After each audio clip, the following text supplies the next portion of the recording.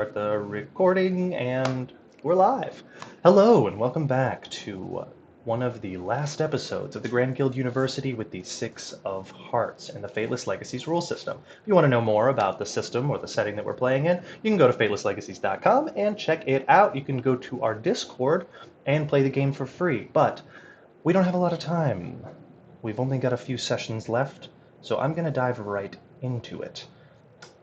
I'm the DM, and our players are the ones that you can see before you. Let's give a little quick sound off, starting with Varen. Hello, Darren here. Are we doing a thing or Nope, just was me, it? just me saying your words, so your icon lights up, so I can check and make sure. I'm And Darren with a D. Don't with forget it. with a D, Devaren. Darren.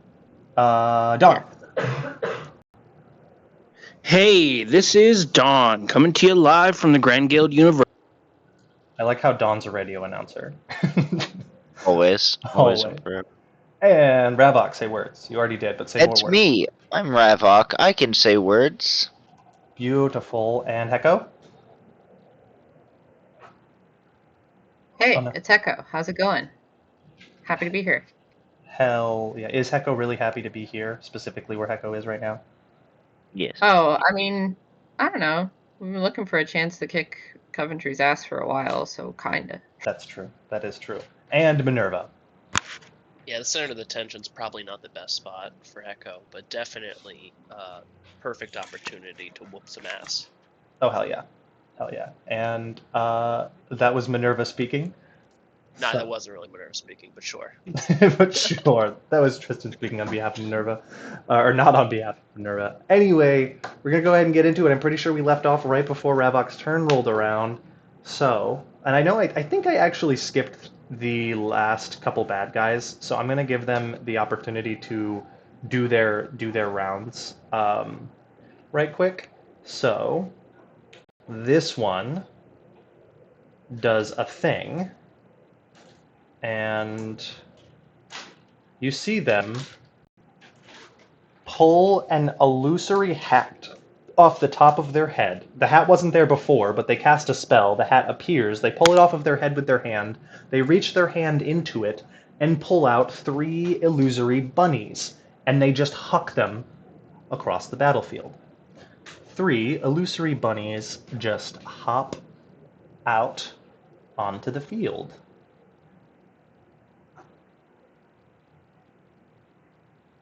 I've seen Ratchet and Clank; those are gonna explode. And bolts are gonna fly everywhere. You guys remember the goat gun, right? Yeah. Sheepinator. The Sheepinator. Does it turn people into sheep? It does, and Yes. then they explode.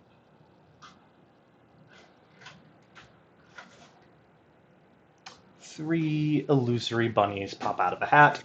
You can see through them. They are intangible, but with his next action, he claps his hands together, creates some sort of series of webbings with the Aurora between his fingers, and you see the Aurora plume out and into all of the illusory bunnies. They glow brightly, and you can see their fur stiffen. The little fuzzy bodies gets coated in a layer of thick armor. They have a little shield and a little sword. They are still not that big, but they get a little bit bigger. They're probably like maybe 2 feet tall now, and they are no longer see-through.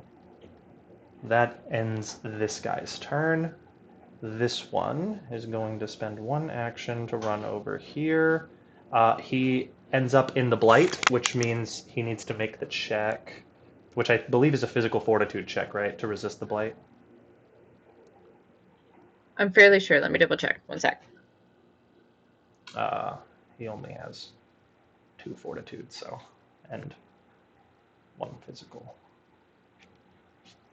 No, sorry, 1 physical and 1 fortitude. It's only a +2, Jesus. I think. It's presence plus fortitude against my arcane plus presence. Which I don't remember Presence. how much it was. I can make it again if you want. It was decent last time, but if you do not remember what it was, you'll need to write it again. You'll need to do it again. I can do it again. That's fine. You said presence let me plus double check. fortitude. Yeah, and mine is arcane plus presence. He rolled a 9. Okay, one sec.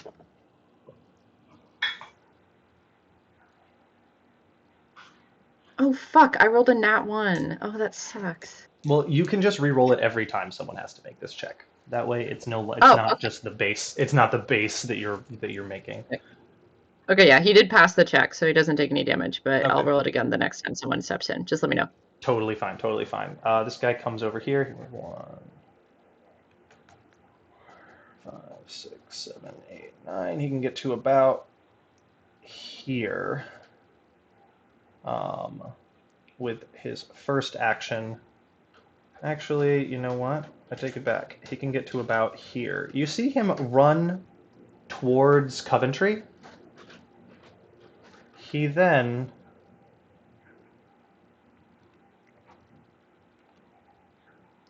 takes place. He does like a Scooby-Doo switcheroo trick. Bumps Coventry around. They both spin in circles for a second. And he keeps running. This way he can only get to about here. But I'm going to move this icon just off the map. There are now 2 Coventrys. Rude. I'll leave him right here. Yeah. Right, because 1, 2. Yeah, it's as far as he can get. Okay, cool. And that actually ends his turn. That's his action to cast. And this dude, I'm pretty sure, is only going to get to move.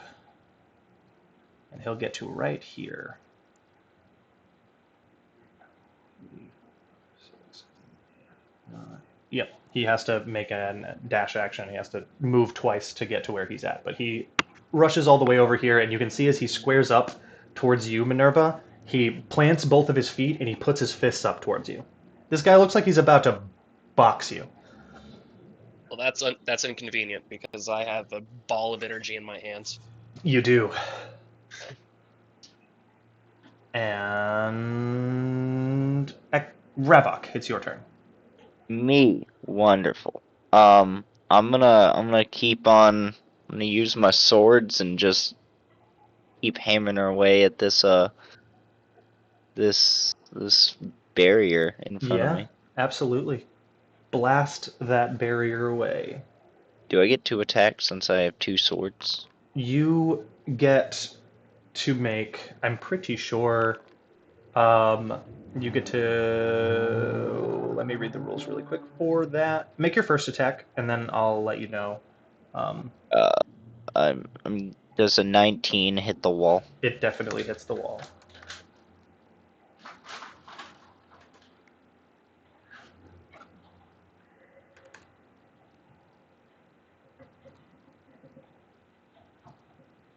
How the hell do you spell Florentine? There it is. Devario stance. Ability to protagonist may wield a heavy-sized melee weapon in each hand. While doing this, you may not be in a martial stance. I'm not in a martial stance. I know. I just letting you know that is one of it. But Florentine legacy ability.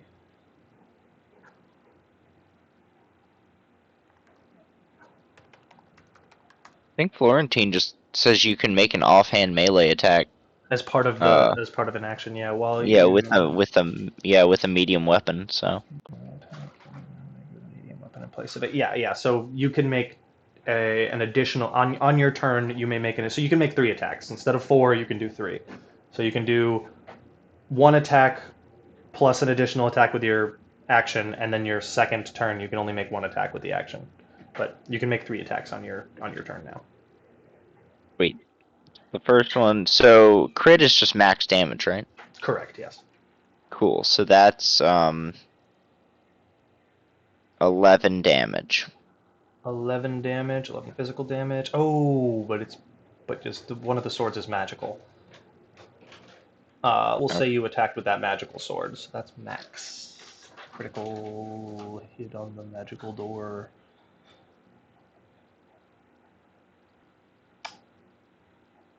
I have in my notes how much health that damn door had left. I know I did. So you hit it once before. I believe it had 10 health left. How much damage did you just do? 11? 11. Shatters the door. Wonderful. Wait, does the magical sword do extra damage? It just doesn't get halved. Oh, okay, cool. Then, yeah, sweet. Cool. And then, so that leaves, I can run over to old Covey boy over here. You can. Just know Whether that you will be standing in the blight field. I'm a professional blight fielder. But cool, yeah. Run over and give him the old smackarino. It is unfortunately one action to move over there. You only have 2 actions. Oh, but you have the offhand attack still. Yeah, go ahead.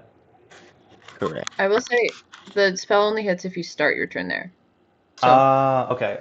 Gotcha. So this guy technically wouldn't have taken that. He wouldn't have had to roll that check until the start of his turn. yeah, I was just reading it over. So yeah, good thing you passed. Mhm. As you run over to him, he looks at you and narrows his eyes and bares his teeth a little bit. And he looks like he holds up one hand to brace himself. Nice. I give him the old smack. The old bap.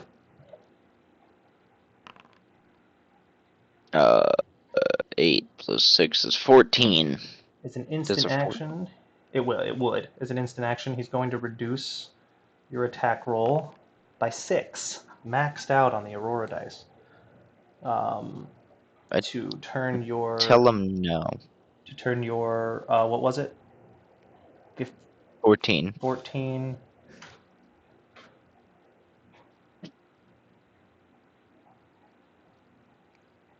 Misses. You go to swing, and he casts a spell, lighting up your arm. As you swing down, your arm slows, and the aurora around you coats your arm, slowing your swing. And he sidesteps it as it slashes into the ground. I call him a meanie butt. And end my turn. And he used his reaction, so he can't insult you. Meanie butt. Meanie butt. All right, that ends your turn. It is now Minerva's turn. There are 2 Coventrys now. There are 2 Coventrys. There's also an asshole behind him who wants to try to go fisticuffs. He does want to go fisticuffs. So I don't know how you want to game this or if you want to allow this, but I want to turn. So that orb was originally facing the direction of Coventry, like that energy beam that I've been charging. Mm-hmm. I'm going to turn it at him and make it very clear that he has 2 choices. Either take this point blank to the face or back off the head, like step off the ledge. How should I go about that? You want to intimidate check him. I'll let you do it as an instant action. Okay. To intimidate. Basically, I want to just make it clear that, like, this is going to hurt a fuck ton, but you have the choice to just bow out right now. Yeah, go ahead and make me a social plus intimidation check. All right. I'm going to roll the dice roller here if I can figure it out. There it is. There's the D10. And I'm going to have him roll a mental plus fortitude check. Mental's 2, fortitude is 2. Can it be an Arcana intimidation? Yes, I will allow it. Yes. Okay, it's still only a 6, but, better. Oh, wait, did I roll it? No, I rolled a 8, so actually that's a 7. 7 total? Yeah.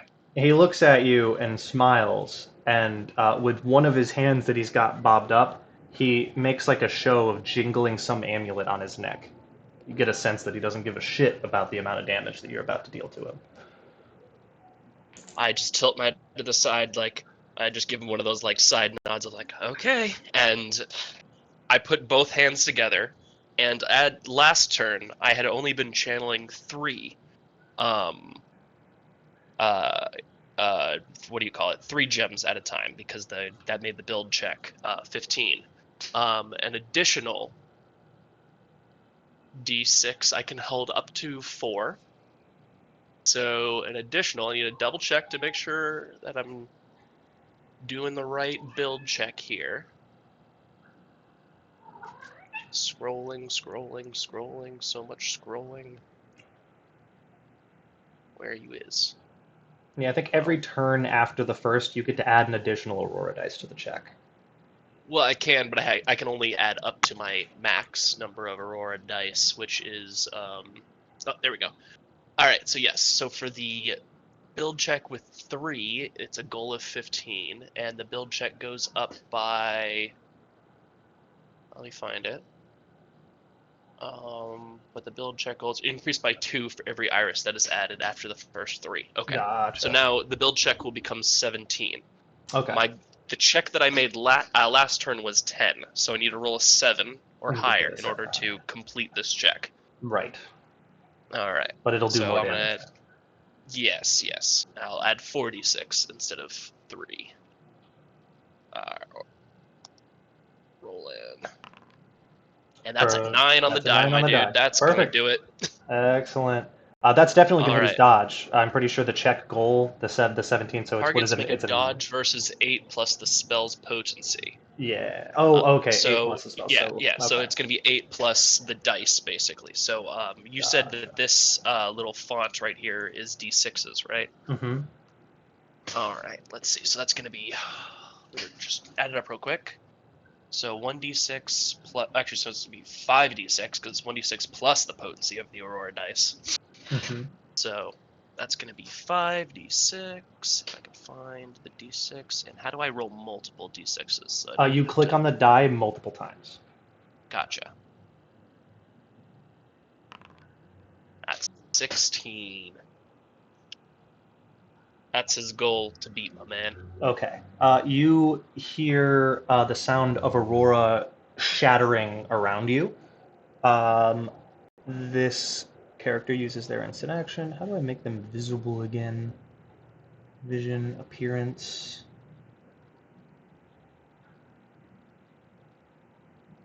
This person appears where the illusion was and steps out of the illusion. Sorry, no. His check, his roll to hit is 8 plus the potency of the dice, so that would be -6. That'd be his 23 is his 23. God damn. There's no way that this person's going to be able to reduce the check by enough to make it matter, but he might be able to reduce it by enough to not have this guy fall unconscious. We'll see though. This character casts a spell. It's basically like counterspell, but it only by 1. Yeah, fuck that. That doesn't do shit. He casts a spell. He takes 1 point of blight damage. You hear him cast a spell. You can see the spell fail in his hands as blight runs up his arm, and he takes 1 point of damage. Good. What a bitch. Oh, how much health did he have? You a bitch. You ain't shit. You can suck on my dick. Health.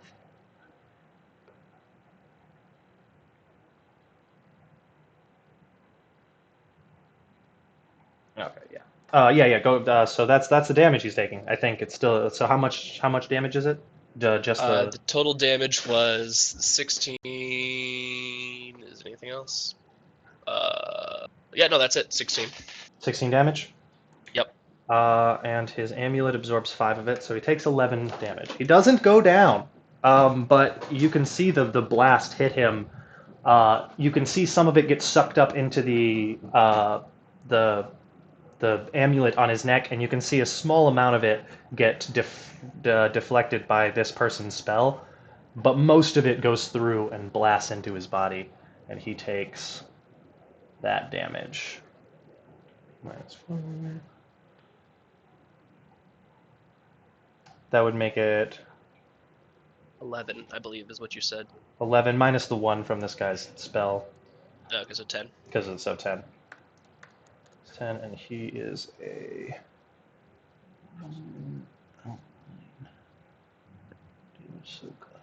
Fuck, he's got 1 health left. He So goes, it did matter. That one absorption did matter. Did matter a lot. He goes down on one knee and props himself up with his fist and is breathing hard. And he looks up at you and grits his teeth. As he does look up at me. So that was my first attack. I have a Mhm. second attack. Yes. Oh, Jesus. More Aurora begins fonting out of the inside of that. And as it does so, a spell's casting in her hands, and the air starts to go black, and that blackness grows deeper and darker as it begins to grow around this entire area of the map. I'm pulling out 4d6, and I'm casting De-Illuminate. All right. Everything just goes dark. Pretty much. And as I'll go ahead and roll the dice to see how many that is, but she just whispers as she's disappearing, "Get out of my ring." All right, so 10 squares, starting here and moving up like diagonally towards the right, up as far as they can get. So like from that square that I clicked on to like, as soon as I can click again, I'll do it. So like 10 grid squares, but all through here, just trying to. Oh no, it's not 10 by 10. It's 10 individual grid squares. Okay. Yeah. That would be insane if I could do that, but no. So 1, 2, 3, 4, 6, 7, 8, 9, 10, 11, 12. So like this. Plus one more.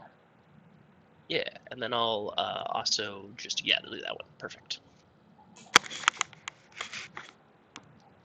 Everything just gets enveloped in darkness. Just. Yeah. And I'll. This is good. I found shoot at everything when you. I couldn't hear what you said, Don. I don't think that was Dawn. That wasn't me. Oh, that might have been Tim in the background of Oh, mine. gotcha. Okay. I heard it get How cut dare off you mid-sentence, sound so like I just me, assumed... Tim? Well, no, I just heard it get cut off mid-sentence, so I assumed it was you. Rough. Sorry. Um, I believe that is my turn. I believe so too. Bam, we've got Varen. Okay, I'm gonna hit this wall. I'm Do gonna it. promise it that I'm gonna hit this wall, which Yeah. gives me a +2. Hell yeah. Hit this wall. How does a 15 do? A 15 hits the wall. It's a magical wall. As your fist hits it, it's warm to the touch, a little bit tingly. You get the sense that physical damage probably isn't really gonna do a whole lot to hurt this guy. The only spell you know is how to drive nails into wood. Well, you might know a few others, but that's the one you just learned. People are like, Oh, so I'm gonna add an Aurora dice because I can do that with Choose my you promise can of do death. that. Absolutely. Beautiful. So yeah, so that gives me a I think I have 4.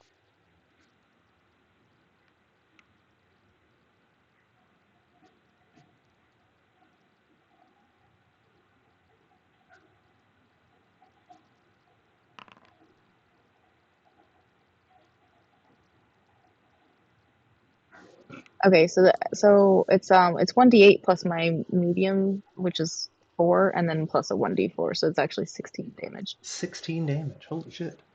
All right. The I'm a big boy. 1d8 does get cut in half. Oh my god, they're both maxed. That's incredible. The 1d8 does get halved. So it ends up being, or the regular physical damage gets cut in half. So it's 8 plus what's your the modifier? 4. 4. So it's 12. So 6, 7, 8, 9, 10. So it ends up being 10 damage in total.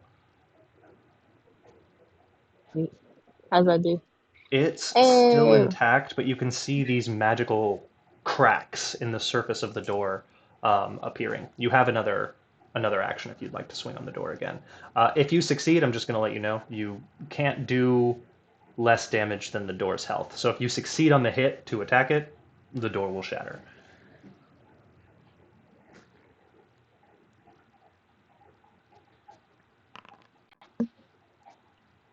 believe that is a 14 non-modifiers. Yeah, 14. It is perfect. Yay! The door shatters. That is both of your actions. The door is now broken and you can see through it. Through the door, you can see this platform in the middle, which I'm not entirely sure what its purpose would be, but judging by the massive amount of aurora that's pulsing out of it, you could assume that it's a font of intense magical energy that can be drawn from to cast spells freely. And you can assume the intensity of the spells being cast would be much stronger whilst standing in the middle. You can also see there are now 2 Coventrys, just like the rest of your allies can see, and you can see Ravok facing off against one of them, and these pulsing creatures that were summoned by your ally, but they don't discriminate against who they are hurting. Getting close to them will hurt you. Yeah, Okay. sorry about that. Sorry. Fantastic idea. So I don't use magic necessarily. So wondering, what if I just stand on that platform so that Coventry nobody else can't can get to it. use it? You could do that. That is an option. That is one of the things you can do. How many actions does Varen have? You have a number of actions plus your current tier plus 1, but there are ways to get more. Do you have like bonus action as an ability or anything like that? Or does Varen only have 2 actions? I'm pretty sure he only has 2 actions. I'll Okay. go through and Well, look. if you were bare knuckle brawling with just your fists, you can use both of your fists in one action, so that's okay. You still have one more action you can use for movement. But if you were wielding like a Nah, I heavy was weapon, using my hammer and stuff. okay, Yeah. never mind. That is 2 Although actions to technically swing with at my you. moldable carapace, it was my actual fist, but they were in the shape of hammers. They were in the shape of hammers. Or how do you make that one work? How heavy of a hammer was it? Was it Medium medium? 2 medium weapon. weapons. Okay, yeah, no. Then the second one was still in action. All right. Yeah, so Well, it's 1 medium, and then if you're like not if you punch or wielding like a dagger in the other hand, it's free to just swing with the other one. But if you're wielding like 2 medium weapons, it's 1 attack, and then that ends the attack, and then another action to attack again. But if you're wielding a light gotcha. weapon, it's part of the first action to attack. It's rules that don't matter unless you have Yeah. that ability. But yeah, it was both of your actions to attack, unfortunately. All good. I stick my face through the cracked magic wall and go, "Honey, I'm home." I'll give you a free 5-foot step forward since you shattered the Here's or not 5 Johnny. foot, 1 meter step forward. Yeah, there you go. Here's Johnny. Here's Baron. You hear Chip shout from the audience. You're supposed to be wielding axes for that one. I changed my fists into axes That's temporarily. better. Good job. Good job. Chip got the reference.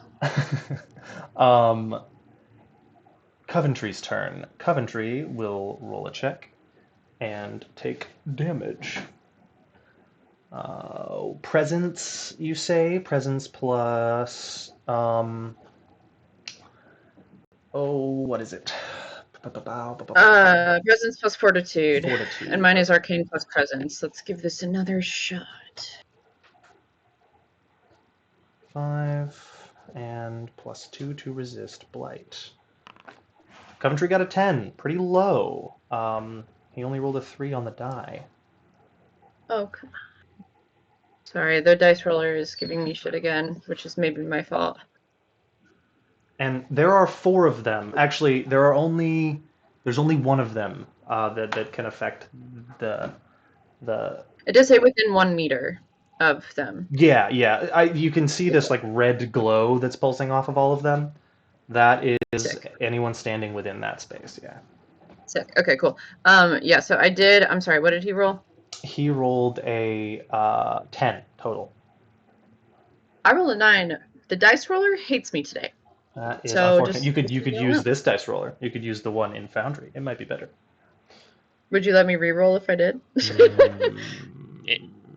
No. It's not better. I just rolled like 5d6 and I got it like a 10.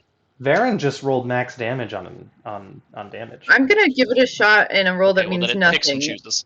Just other than just to just to see. Just to give it a little gozy. It's already better. I'm gonna just use the Foundry one because that sucked. I rolled a 1 and then a 2 in the Discord. That is rough. That is very rough. Yeah. Yeah. Anyway, he passes, little bitch. Yeah. Would I have to wait for my turn to follow him so that he gets affected by more of them?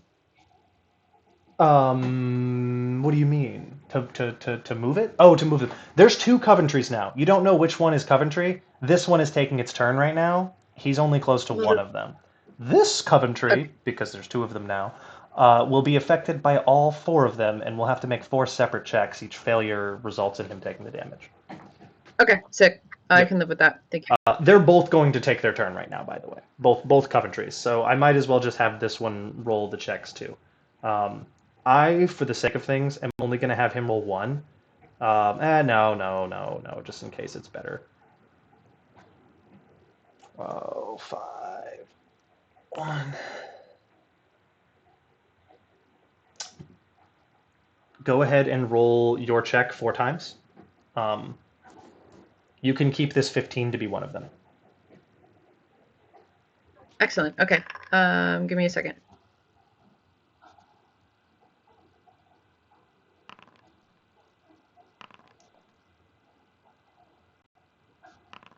Is that all 4? So I rolled, sorry, they're all on the same pad. I rolled a 15, a 15, a 14, and a 10. Coventry fails all of them. Wonderful. I don't think he Okay, has cool. even a single, so we've got 15 fail, 15 fail, 14 tie goes to player character, and 15 fail, and then 10 fail. Perfect. Cool. So I am using a shard. And I So believe... that's 4d6 damage. You can just roll 4d6. He failed all. Okay, it does say half.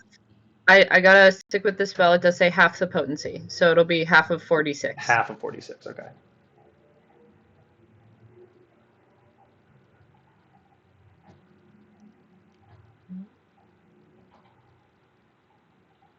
Do I add anything to the d6 or just? Nope. Okay, cool. Okay, that's an 11, so it'd be like a 5 Rounded or up. rounding up. Okay, 6. 6 blight damage. Nice. And he's blighted, so eat dick, dude. He is blighted. That's rough. That's very rough. Cool. It also says I can choose between health, morale, and stamina. I think for the next round, I would love to do a little bit of morale, so just so you know. But health-wise, fuck him up. Fuck yeah. So yeah, that's his turn. He took all that damage on his turn. As he starts the turn, you can see this one just like shrug, like he doesn't give 2 shits about the blight, and then he looks over at you and cocks a shitty smile.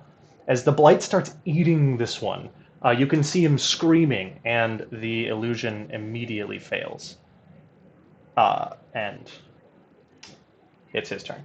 Or it's not his turn, sorry. It's not Coventry. It's just one of the guys. One of the other mages. But he's screaming as the blight starts dissolving his skin. Fuck you, Coventry. Waste some Aurora. See if I care. Fuck you.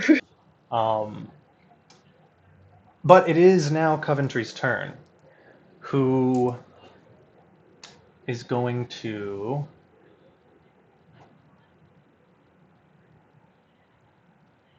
in front of Ravok, but he really wants to hurt Dawn.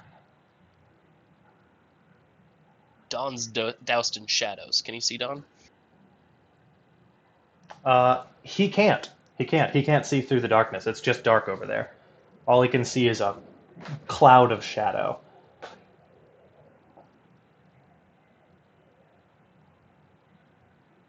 I protect you, Dawn. You're welcome.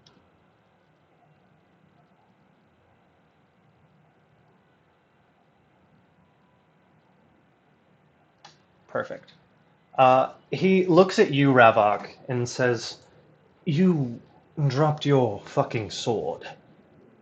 Why don't you pick that up?" and he casts a spell, and you can see him swipe his hand down. Your sword feels like it's getting stuck to the ground. You can feel it just go thunk and slam into the ground. One of your two swords. The not magical one just gets slammed into the ground.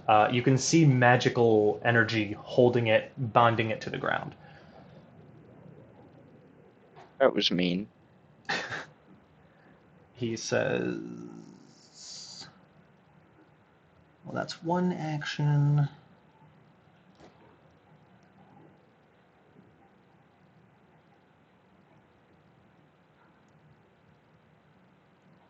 He then says, oh, and while you're at it, why don't you go fetch over there, little dog? And you I kill him. see you see a small pool of Aurora energy open up here as it starts to crack and shatter. You can see a small black pool spinning right here. Everybody within... That is Dawn, Minerva, and these two poor fuckers. And you need to... And you, Ravok, need to make me some checks. About to figure out what checks. Nobody uses checks. This is the future. We all have debit cards. We all have debit cards. An action, create a gravitational sinkhole up to 15 meters away from you. All creatures within 6 meters of the sinkhole must make a physical plus athletics check versus the mental plus arcana check.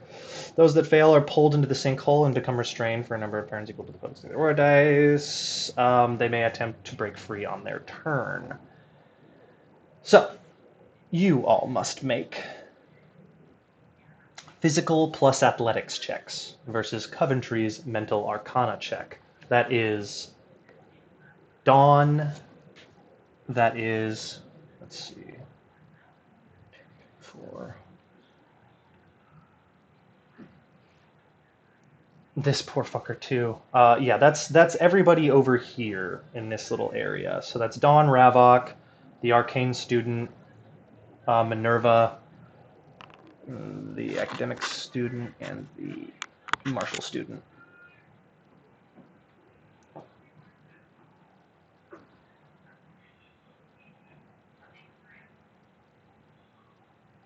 Versus his.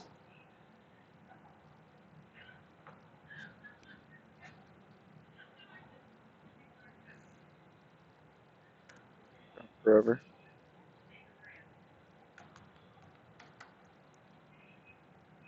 You are trying to beat a 15. Damn, you rolled pretty poorly.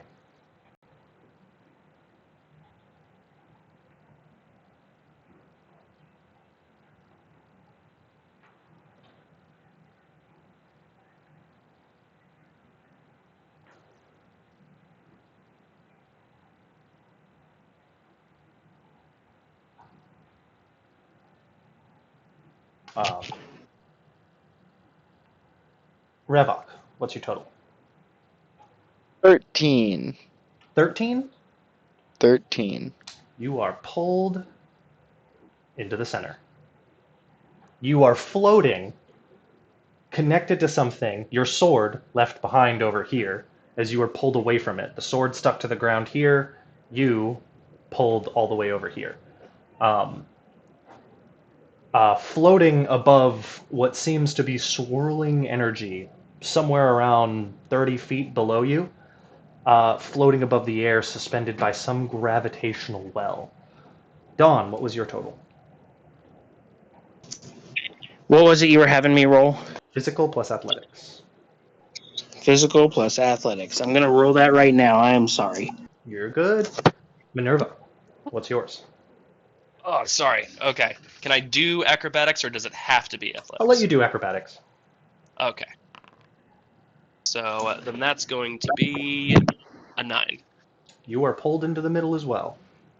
Mm, Master Storyteller. Yes.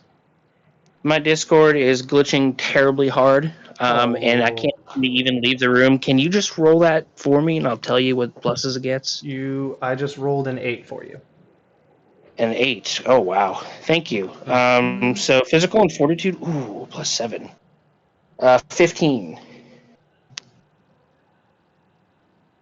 15, you are okay. Oh. 10 plus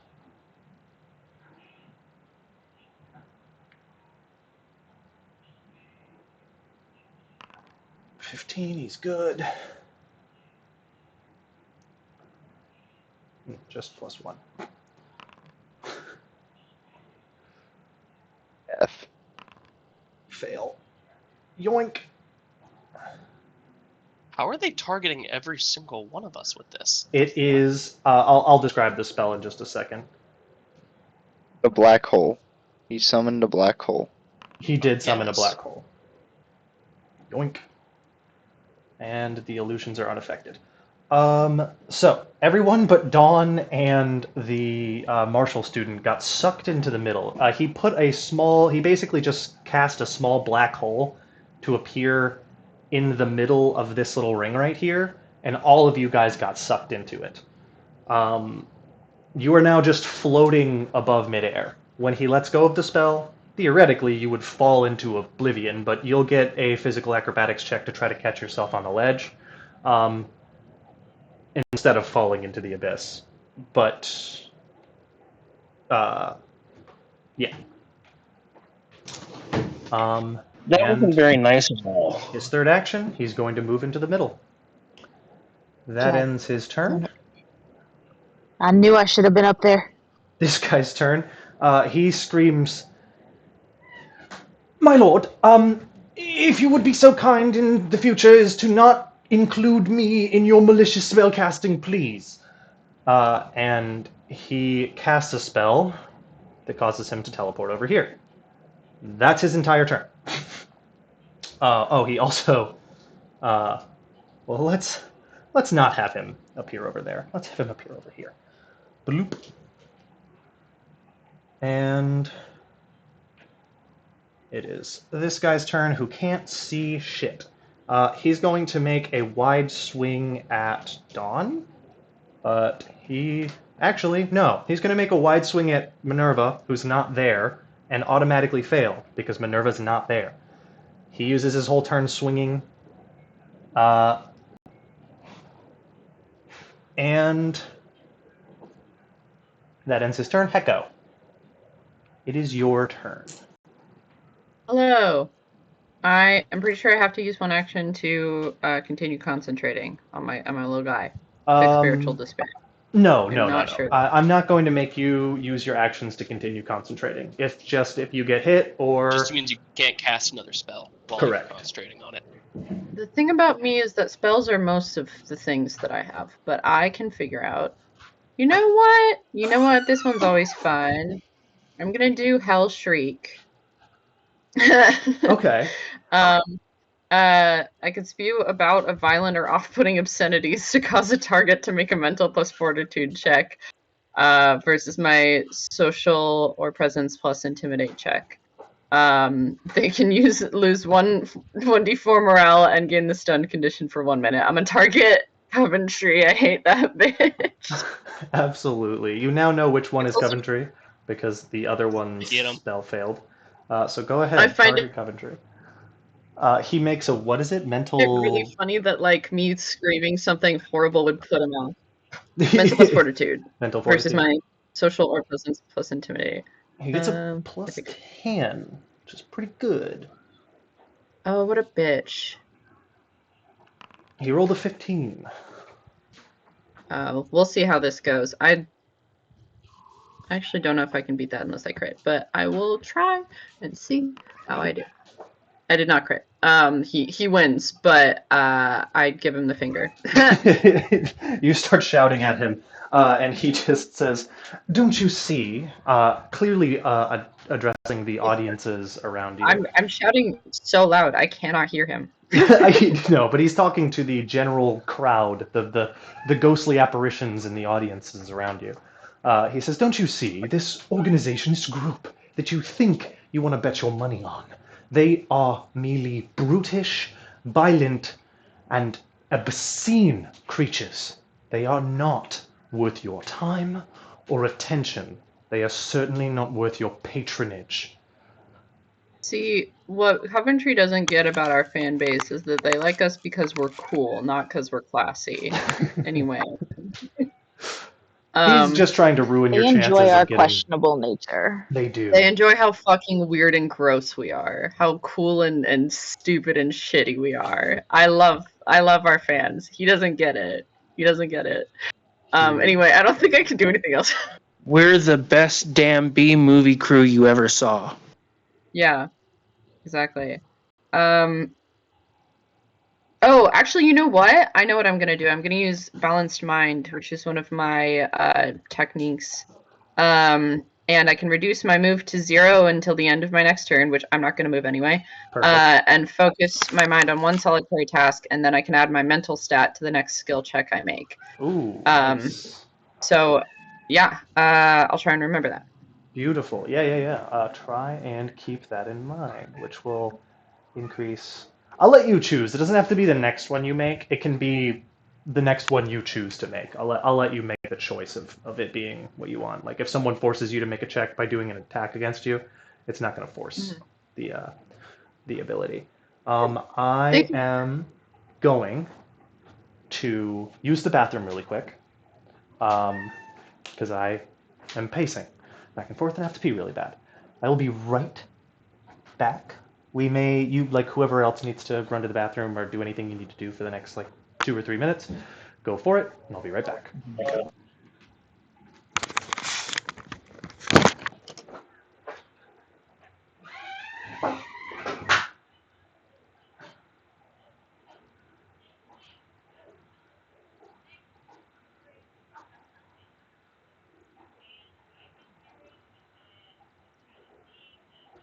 Is everyone still here, or did I lose Discord?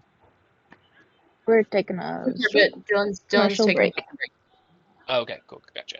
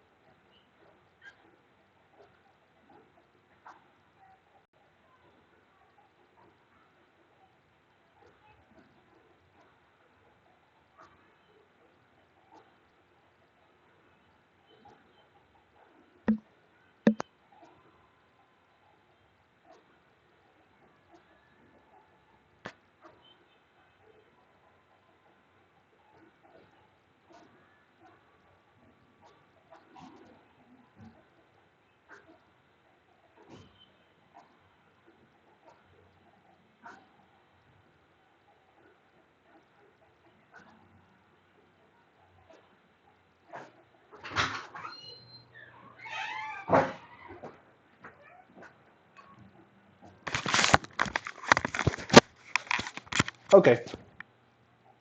I am back. Sorry about that, everybody. Welcome back. I just felt like I was about to die. Don't do that. All right, we're gonna go. You feeling sick, bro?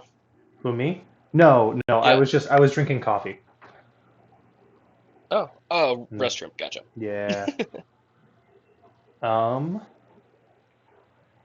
right, so it's the bad guy's turn. So while we're waiting for them to come back, I'm gonna take their turns.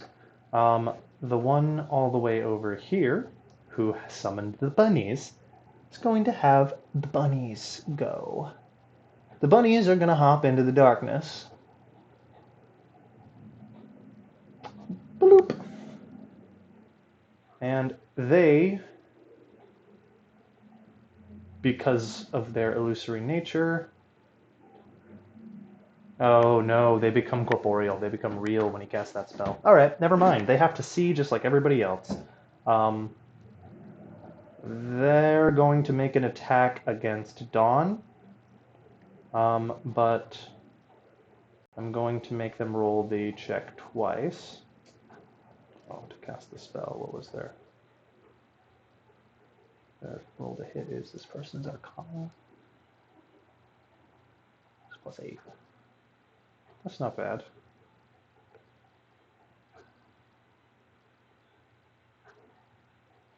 I'm going to just give them situational disadvantage for being in the dork. 14. 14 might miss Dawn. Jareth, are you with us? Yeah, I've been with us pretty consistently. So, a bunny just dove through the darkness. You actually can't really see. You just for a brief moment hear the sounds and smell Aurora, and suddenly you feel a presence hit your chest. Does a 14 hit your dodge? Remember, you got targeted last turn and they missed you, and you have your rage chains on. So I think it's a +2 to whatever your current dodge is. Yeah, it definitely does not hit me. 14 misses. Okay, so these little boots hit you center chest. You grab and dodge and swing.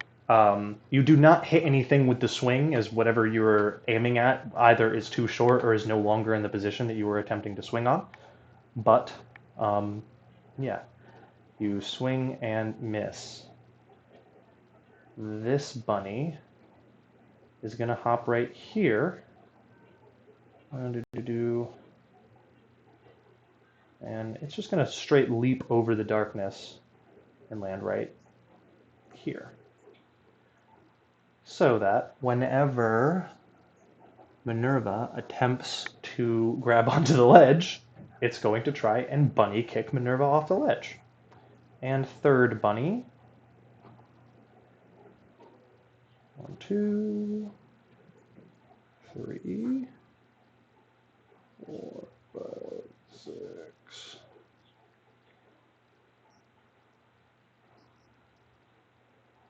I think that's as far as it can move. It can just leap, though. One of its actions to jump. Yeah. It can. Bam. Hops here. Boom. So this one can attempt to do the same thing to Ravok. Ravok, it's your turn. Are you with us, Ravok? I am with us. I'm among us. This monk tries, or monk, this arcane student attempts to wiggle out of the Aurora, trying to free themselves from it, reaching for the ledge. It fails. It's your turn. You are suspended above 30 meters above ground. You are sword's reach from the ledge you just got pulled away from. You could attempt to try to pull yourself closer by slamming your sword into the concrete and pulling yourself over. It will cost one of your actions to attempt it. So if you fail, you still have another action to attempt again. But if you succeed, then you still have another action to do whatever you need to do on your turn. But just know that failing horribly will result in you plummeting. By that I mean if you roll a nat 1, you will just fall. So don't roll a nat 1. Would you like to try to free yourself, or would you like to do something while you're suspended? You are floating here. You could attempt. You're not, in any predicament. What's the best word? You still have full access to your arms. You're not immobile. You're not immobile. You're just floating, and you're stuck in the middle of the air. I didn't think I had full access to either of my arms. You still have full access to both of your arms. Since the accident. Oh, well, okay. One of your arms is fully missing, but you do have access to the new robot arm that's been attached to your body, and your other arm that's always been attached to you. Is it Ravok's turn again? It is. Oh, fuck, I forgot. Since I deleted Dawn, or since Dawn's token got deleted, Dawn got removed from the initiative order. Oof. F. That's my So is it Dawn's turn? I'll give Dawn. Yeah, Yeah. I yeah. think I'll it give should Dawn her probably turn. continue to be Ravok's turn. Just go ahead and finish up. Don't worry. I haven't started my turn. That was all us explaining where I was at. I haven't done anything yet. Yeah. Let me add Dawn to the initiative and give Dawn an initiative I roll. apologize. No, I apologize for entering the initiative and making it awkward. No. I'm glad you said something, because I might not have noticed. I don't remember what your initiative was last time, so I'm just going to pair your initiative with Ravok's so that you go right after Ravok. But I'll let you go before That Ravok sounds this like time. what it was anyway. I think it was too. But you can go first. You can go first this time, because we ended up accidentally skipping you last time. So, Dawn, what are you doing? You were in complete darkness. You can't see anything, but you do know that the darkness spell was cast by your friend Minerva. Yes, and then I got kicked by induced hallucination. Correct, yes. That had a very Okay. solid feel to it when it kicked you in the chest, but you managed to plant your feet and not roll back. You get the sense it wasn't trying to hurt you, it was trying to push you. Yeah, off the platforms. Correct. I understand. So now I have to navigate to the other platform Coventry just was, but by like feel. Mm-hmm. And there are ledges between you. Yeah. So if you I'm attempt... not gonna do that. I'm instead gonna feel around with my whip. I'm gonna like crack my whip where I'm pretty sure the platform is and see if it impacts anything. Yeah, you crack the whip out in front of you. We'll let you... All the gaps were 3 meters and the whip is 3 meters long. Yeah, go ahead and make me a check. Make me a... We'll call it a mental awareness check. Physical. We'll call it a physical awareness check. You want Can me to you roll roll the die that for you? me? Yeah, I'll roll the die for you. On the dice, you got a 2, unfortunately. That's okay, because I'm kind of good. Well, I'm kind of good at that, but I'm really good at physical. So 5 plus 3, 8 plus 8, so 10. 10. 10 is pretty good. I'll let you say you know that right now, directly in front of you, is a 3-meter jump. If you can jump the 3 meters with your eyes closed, completely in the dark, you will safely land on the other side. But I was you do born to do know this. that there is an enemy right next to you and something else that just kicked you in the chest with what felt like soft little paws. Yeah, but I'm not worried about those. Those were too cushy to be cool enough to fight. Mm-hmm. They literally bounced off me. So instead, I go to like a happy place. I remember a happy memory of like tightrope walking as a kid with a blindfold on, and then I just do a little leap across the gap I imagine in front of me. Absolutely. It's going to be, this time I am going to make you make a check for it. It's going to be a physical plus your choice of athletics or acrobatics check to try to make it to the other side. It'll be acrobatics. Check goal is going to be, I'm going to say it's pretty high. You're blinded. I would have made it probably be like 15, like 14. I'll reduce it. I'll make it be 12. Check goal of 12. I'll roll the die for you again. 9 on the die. You're going to be fine. I know for a fact. Yeah. So that would be a not even a crit, but that's a 20. Yeah. You leap over, and because the other two are blinded, they don't get to make an attack against you. So you just leap over the edge and land out of the darkness. Now that you're out of the darkness, you can see that your friends are suspended by something, by a spell. You're not sure what it is or what it's called, but it is basically sucking them into a black hole in the middle of the empty space. If the spell ends, they will all plummet.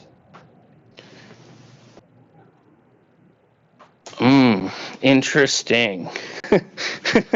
So did I hear any of Coventry's speech through the muck? Yes, you can hear perfectly fine. You could just hear Coventry shit-talking you all to the audience around you. Yeah, of course. And the second Coventry, are they no longer? They obviously illusionary Coventry. They were clearly an illusion. The spell failed because Heko did a lot of blight damage to the person. The person in question, by the way, is also suspended in the trap that Coventry put. Yeah. Coventry caught one of his own goons in it.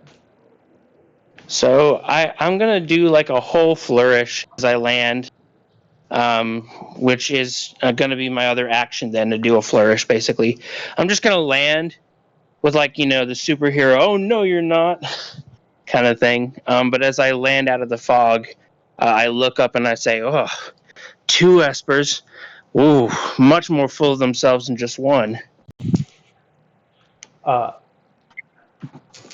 Uh, Coventry says, if you couldn't tell the difference between that poor illusion of me and the true thing, then you are more blind now than you were standing in the deillumination field. I'm sorry, you're both just so ugly on the inside. He raises an eyebrow at you, but says nothing. As for barbarians just doing their best, and I look at him, and then I look at all the people he's holding over the gap, you're about to actually hold my whole crew hostage, aren't you? If I actually square up with you like I promised, you drop all my friends. Go ahead, have your villainous monologue. Remember, your audience is watching. I look at the camera and blow it a kiss. I look at like not a camera, a local specter. One of the specters, yeah. Go ahead and make me we'll call it a social or presence plus persuasion. Excellent. Go ahead and roll that for me, would you? Yes. Dice roll is 7. Awesome. 7 plus 10. 17. 17, yeah. You get a couple of murmurs from the crowd who all are like murmuring to one another. We'll put this as a versus Coventry's, which is 15. So dang close, but you still beat him. As they all murmur to one another. Oh wait, I think his was a crit. Actually, it was a crit. Never mind. All right, I'll go ahead and sudden sense it. 16, 17. See what he rolls. He matched you. It's actually the same, but go ahead and sudden sense it. That will be your instant action. Of course. It's a D4. A D4. If he didn't already, yeah, it is a D4. He didn't already use his instant action. It's a 2. You reduce it by 2, making it 15 again. As you cast the spell, his words get caught in his mouth as the aurora in the air just warbles some of the words that he says before he swipes it off and takes a sidestep away from wherever the spell was and continues talking. But your words reached the ears first, and faster and more boisterous. I believe that is the end of your turn. Well, you still technically have one action. Oh, no, your action was to address the crowd. Yeah, I did the flourish so that we would get, affinity with crowds. Yeah, crowd affinity. It is now Ravok's turn. Ravok, you are floating, as I described earlier. Swords reach away from the ledge. You also have a friend. You have 2 choices. One of them is to try to break free yourself. Well, you have many choices, but the 2 choices that I will give you that are pretty obvious are to either leap to safety and attempt to free yourself from this magical trap and not plummet, or to push Minerva to safety and not plummet, or you could even attempt to make the other person who's trapped here fall, or just attack them. I'm gonna push Minerva to safety because Minerva's gonna be more useful in a magic fight than someone who literally has no magic. Aside from the devil, evil, blight magic that you've just acquired, Yeah, but I get yelled at if I use that. Fair assessment. No. How are you going to push Minerva to safety? Are you just going to grab her and huck her away from the... just like kind of grab her arm and just swing her around and launch her cartoon style towards the towards Coventry. Absolutely. I have no idea how to play Minerva in this situation right now either. Like I have zero clue how to roleplay this. How to roleplay being fucking suspended, helpless. And then like grabbed and chucked by him and just Go ahead and make me your choice of we'll call it a physical athletics check, or I'll let you do instead. We'll just do physical athletics or physical acrobatics. Your choice of either. Oh, I'm just gonna say athletics. Okay. And it's a flaccid 10. Flaccid 10 versus Coventry's 1d10 plus 1d4. Pretty dang close, but no. Actually, as you fail the check, you could burn 3 morale if you have it, and pass. I do. Okay. Yeah, I have it. I was gonna also ask if I could burn a stamina and roll an extra d4. Okay, you could do that too.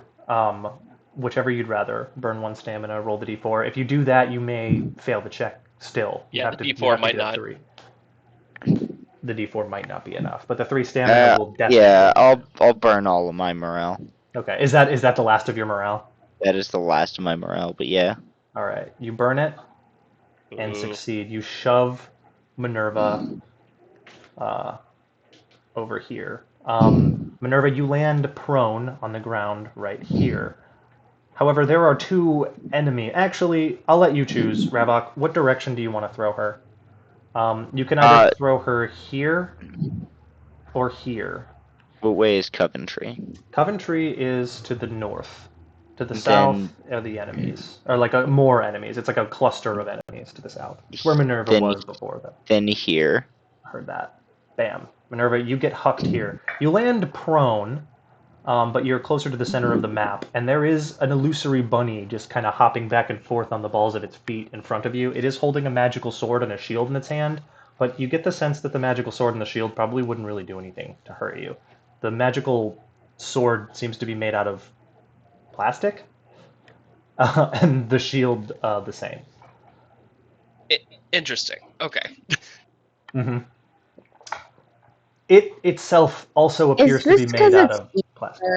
Or is it because it's magic? It is because magic. It is also because Easter.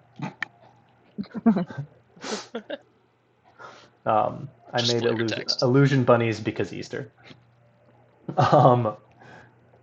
But yeah, so Minerva, you land there, but that will Ravok. You still have 1 more action. You could do whatever you wanted with the action. You could attempt to try to free yourself as well. Yeah. Also, is my sword still magically stuck to the ground? It is. It is still magically stuck to the ground over here. It will be magically stuck to the ground until the start of Coventry's next turn. Cool. I don't get any bonuses for like trying to pull myself towards the sword, do I? It's not your magic sword. If it was your magic sword, you would. But your regular sword is actually you've unlocked Orphic abilities. I'm using the Orphic abilities to yes. That's how I was holding both of them. Absolutely. I'll let you use a physical plus focus check to try to pull yourself closer to your sword. Wonderful. Okay. Hansel? That's a crit. Yeah, Ooh. that's a crit. Ooh. So do I still roll the d8? You do. Yeah, go ahead. Roll the d8. So 19. All right. Versus Coventry's. I really don't think he'll succeed unless he crits 2, but 13. Yeah, you are good. He rolled a 3 on the die. He keeps rolling 3s. You pull yourself using your Orphic abilities towards your sword. And you pull yourself until you are just, and then you hold it in your hand. It's stuck upright, so it looks kind of like sword sticking out of the stone situation. And you reach your hand and you clasp it. It is still stuck to the ground with the magic, but you are now holding it in your hand. You pulled yourself towards it. That's my turn. That is your turn. Actually, As you do that, you hear a cheer from the crowd. So your eyes quickly glance up in that direction. You notice a few non-spectral images around Chip. It is the Sword Sages. The whoop came from Rust, who shouts from the audience, "You've got this, Boy. Snoopy!" My boy. I'm glad he's here. Sitting next to Look at you Rust making friends. is Fajin, who has the same placid, uninterested expression, but you can see her white knuckle grip on the edge of the seat. Perfect. I love it.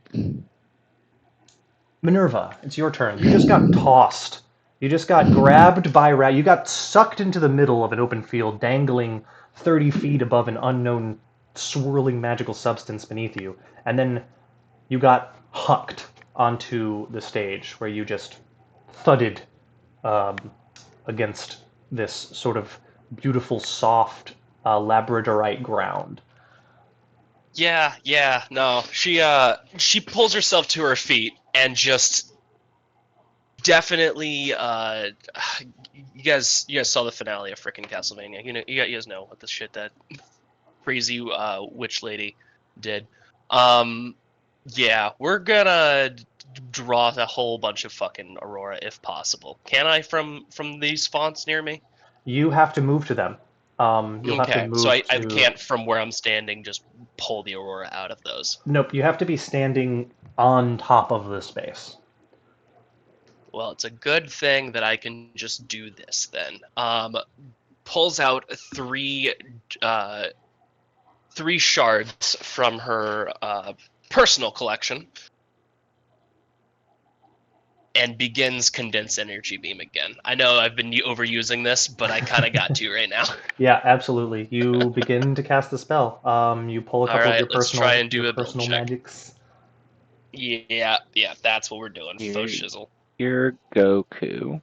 I'm You're gonna kind of. Kamehameha your way to victory. Yeah, Let me just see what keep it is to using stand up from frickin' falling. finishing move over and over again till the problem goes away. Let's see. It is Just a like Koriyama would have wanted. focus arcane check. That's going to be an 11. Okay, so still building on the first one. Pulls out. You know what? Fuck it. Yeah. Gonna burn 2 stamina to focus on a second, smaller condensed energy beam. With 3 pearls on this one. Okay. And roll it. Fuck, that's lower. Okay, lower. just focusing on the 2 spells right now. You've got 2 in your hand. As you start to cast the one, Coventry cocks like a smarmy grin, like whatever, your little Aurora blast, and he says, "Overused, don't you think?" And then you summon a second one, and his eyes go a little wide, and he goes, "You can do 2 at once?" I literally have nothing to say to that. Just just eyes of hatred. Fine, if that's how it's going to be. He doesn't do anything yet because it's not his turn, but he looks like he's prepared to do something. Varen, it's your turn. Coventry is making eye contact with Minerva, glaring at her. And through Minerva, you can also see the hateful disdain and ire is also poured into Dawn as well. Can I just push him? You can just run up there and shove him? Yeah, let's see here. I How many mean, meters? that's One. kind of my thing. Yeah, one. And I also want to use some extra special stuff to shove him better. Absolutely.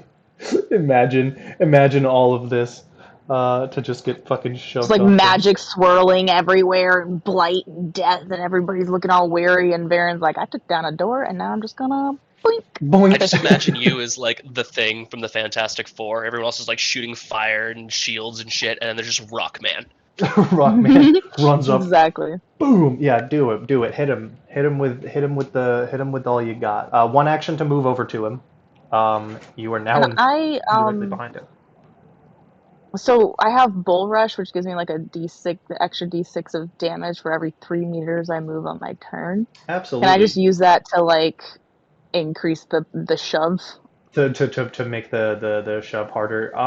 It makes sense. It makes sense. I'll say if you do succeed in shoving him over, he's going to have a harder time trying to catch the ledge.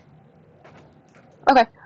What is the roll to shove people? It is a physical plus athletics check versus his physical plus acrobatics, or similar. Indeed.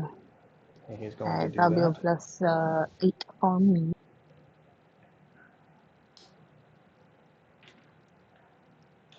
Are any of them close enough?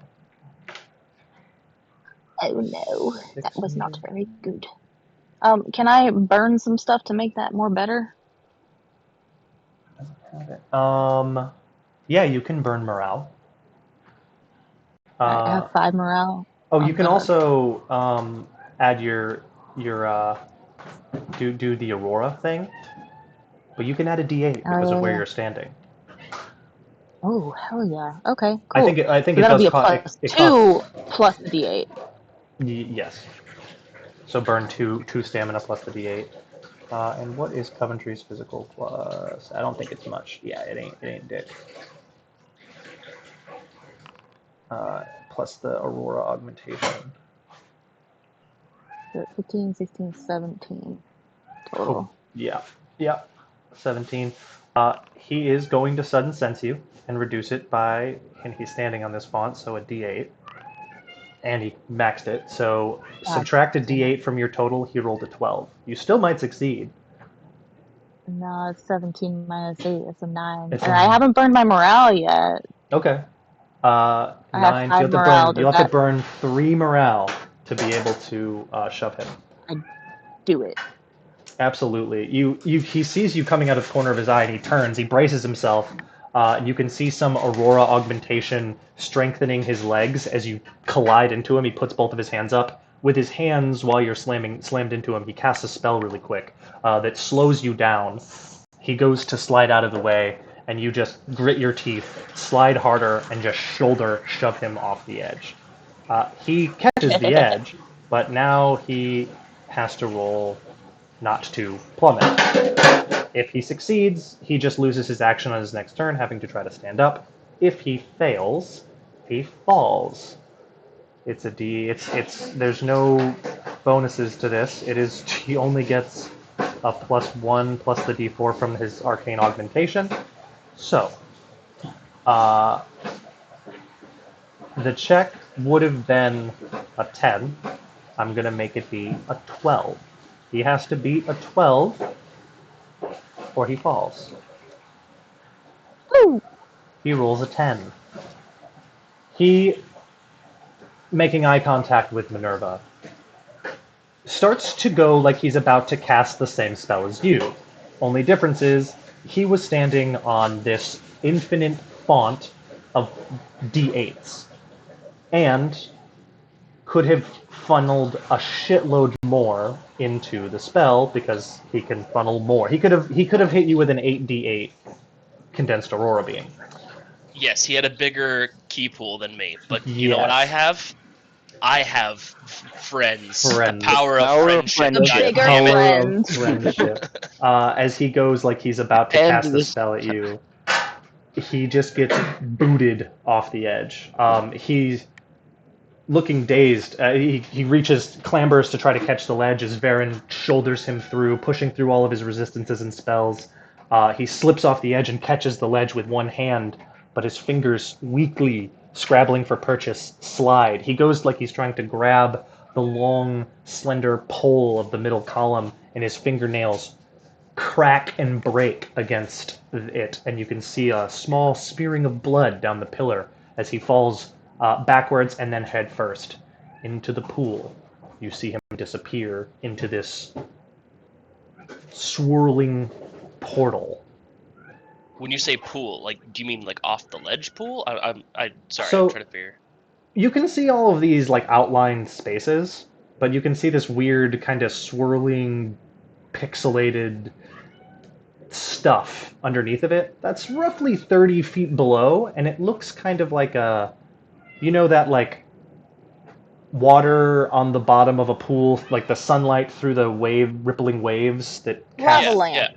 It gives that kind of appearance on the top of this silvery sheen. It almost looks like Like a an pool oil of slick on top of water. Yes, it looks like a gaseous mercury almost, and he just Okay. plummets through it.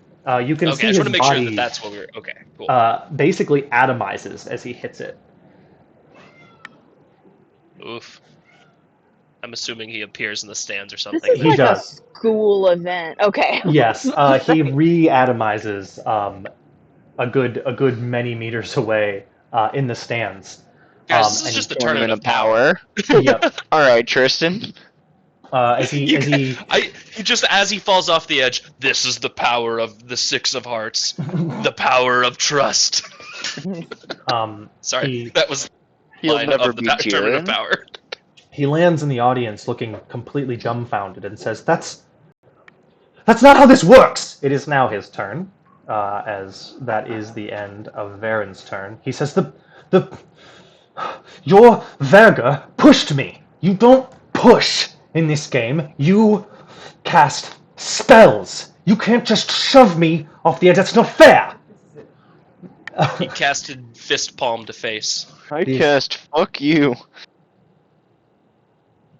I don't think it says that in the rules anywhere. I think you just get them off however you can, right? Like, Yeah, get 'em off. We love to just get them off however's best, like whatever they're into at the time. I Whatever gets explained 'em in off my the shorthand fastest. version of Whatever the works. rules. I explained in the shorthand version of my rule that just shoving them on the edge wasn't illegal. It was just lame.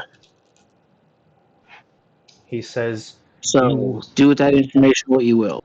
as you... Because we've always played by the rules. yeah. He says, You make a mockery of this game and fools of yourselves. I am done No, with just a this mockery of you. charade of a game. He waves his hand, flicking his ridiculous cape behind him, and turns and marches away from the stands. Before he leaves out the doors, he shouts, Any of you patrons who wish to put your money in the pot of the Six of Hearts, consider yourself an enemy to the Coventrys. And he slams the doors behind him. If that was my kid, I'd be so pissed. Oh yeah, I know his father's not proud of him. Like, otherwise he wouldn't have sent him with like a frickin' babysitter everywhere he goes that's allowed to bitch slap him. You don't see his babysitter here. You have never seen his babysitter at the school, actually. Yeah, I'd imagine he probably is under the eyes of the teachers while at school, but still. You all make pretty quick work of the rest of the team without Coventry here. Can I put my shards back? Yeah. You can just cool. like I'd really rather not waste all of my frickin' spells if I don't use them. you breathe in and suck the Aurora back in and sheathe them back into the irises.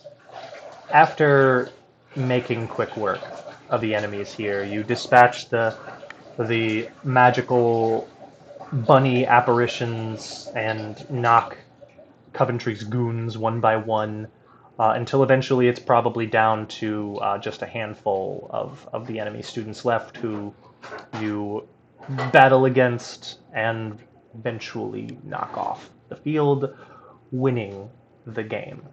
No need to draw it out with the big bad no longer in play. We did it! Yay! Yeah, I wasn't try to. Oh shit, man, that double echoed really bad. So I wasn't going to try to just over rely on the condensed orb shit, but when I did my smoke monster stuff, I kind of got sucked into a black hole. So I was about to try to knock some people out, but oof, because because everyone was like, "Oh, you're not allowed to physically knock them out." I was like, "Okay, well, I'll do it in the shadows, so no one knows." And no one will frickin' notice that I'm doing it. It would have been clever. You did technically save Dawn from getting hit like 4 times in a row, and they would have all just been shove attacks too. Yeah. I also agree that I overused that energy beam, but is fucking I use made a what you do. speech. That was pretty cool. It was pretty dope. It was pretty dope. Oh, everyone freaking carried their own on this one. This was a good fight. Eventually, the teleporty pool starts to raise up and envelops the entire crowd. The only people left on the stage are you all and then probably an unconscious guy who just gets apparated as you all dissipate and then reappear in the stands next to Chip, and a few spatterings of maybe a few other students who happened to wander in hearing the commotion. So there's probably maybe like 12 or so students in here, and the apparitions disappeared one by one throughout the game, with Coventry not here and the threat that Coventry made. Could I have chased after Coventry? Could I personally go and like talk to that scrubby asshole and kick his ass? leap? I mean, you'd have to finish the fight or sacrifice yourself by jumping off the edge into the pool. He would be long gone by the end of the fight. By the end of the encounter. Unless Fine. I'm gonna look for him after the encounter. Okay, you'll go to look for him after the encounter. As you all apparate in the stands, you hear, a few claps and cheering from the students here, and maybe like one or two of the apparitions give you a penitive look. One of them says, "I'm sorry, Six of Hearts. I would have been genuinely interested in the intentions of you all, but I can't risk the ire of the Coventry family. You understand, but good show and well done. I hope It's that your boy lack of spine. learns Go on. Well, I never. He disappears. Another apparition. This one very hard to see. You don't actually see a genuine shape. You just see kind of like a blocky head and strong, broad shoulders. You get the sense that they're wearing some kind of a uniform, but you don't know what it is. I love the fact that we just keep hearing little Hansel meows. It's very cute. It's in. Best boy. Give me 1 second. 1 second. Lad. No. Bring him to the mic. He's a good boy. Bring him Hansel's here. the DM now. Hansel. Meow meow. Oh, I heard Hansel a dude. DM's the last two session. I'd be down.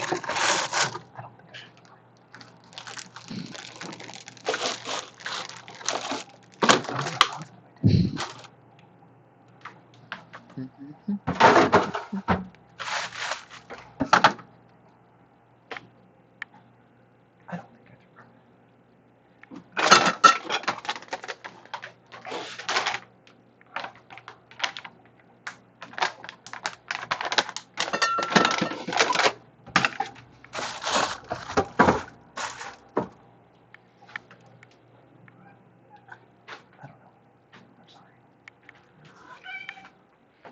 Okay, sorry.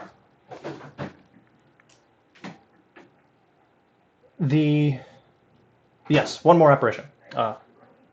Approaches you all and says,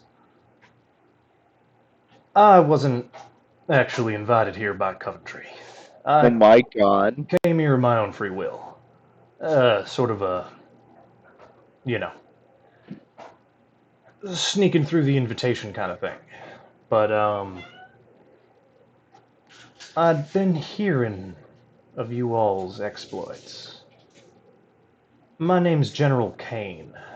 I'm sort of a freelanced individual. I was given the title of general, but I'm not with the Taydalan military. I make my own decisions and my own choices outside of their reach. What I'm getting at is, I like your style, and I like that you're not afraid of a title, even if it's a pretty hefty one.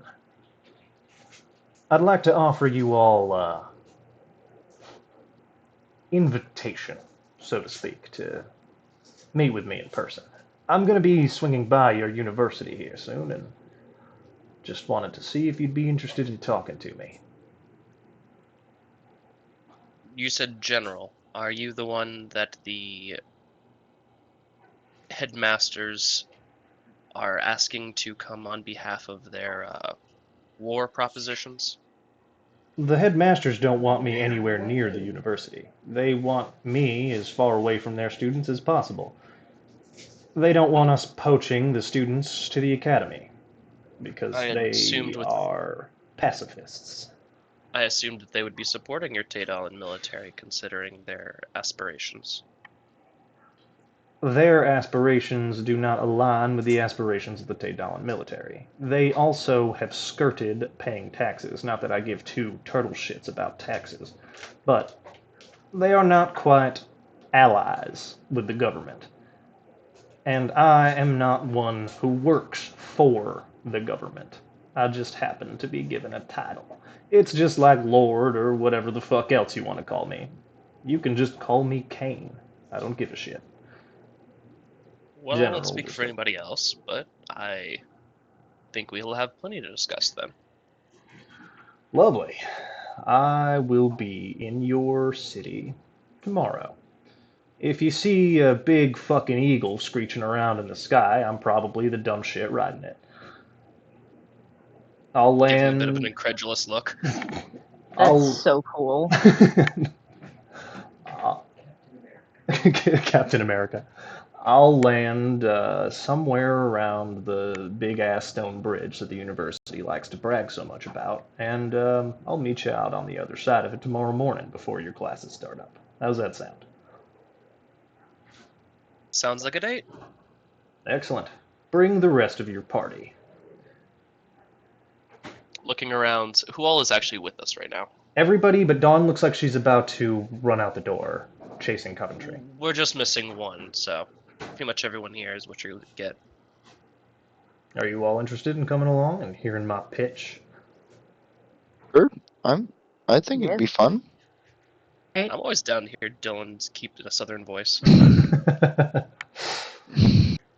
He nods slowly. Excellent. All right. I'm gonna. How the fuck do you turn this thing? He disappears. He's a boomer. Love it. He was just like stalling that whole time because he couldn't find the leave call button. Exactly. He's the boomer doing the Skype call for the first time. He's like on mute, doesn't know how the fuck to, to unmute himself. I have a filter on. I swear I'm not actually a cat. Wow. Oh, I've got a filter on. Excellent. The rest of you are sitting here, but Dawn stands up and runs out the door. Does anybody want to chase Dawn, go after Coventry, and have a conversation with him, or nah? I I mean, want we're to not stay as supposed to far away. split party. Yeah, I think we'll go with Dawn. I Okay. guess we're all going to Coventry. Yeah. You all go to look for Coventry, Dawn leading the pack. As you all exit the Arc of Fire building. Can I, before we like leave proper, I just want to turn to Heko and be like, "Hey, Heko, I'm sorry I kind of maybe got to Coventry before you had a chance to do all your cool stuff to him." Oh, no, that's okay. It was a team effort. I just wanted to see him get his ass kicked, and that was pretty satisfying.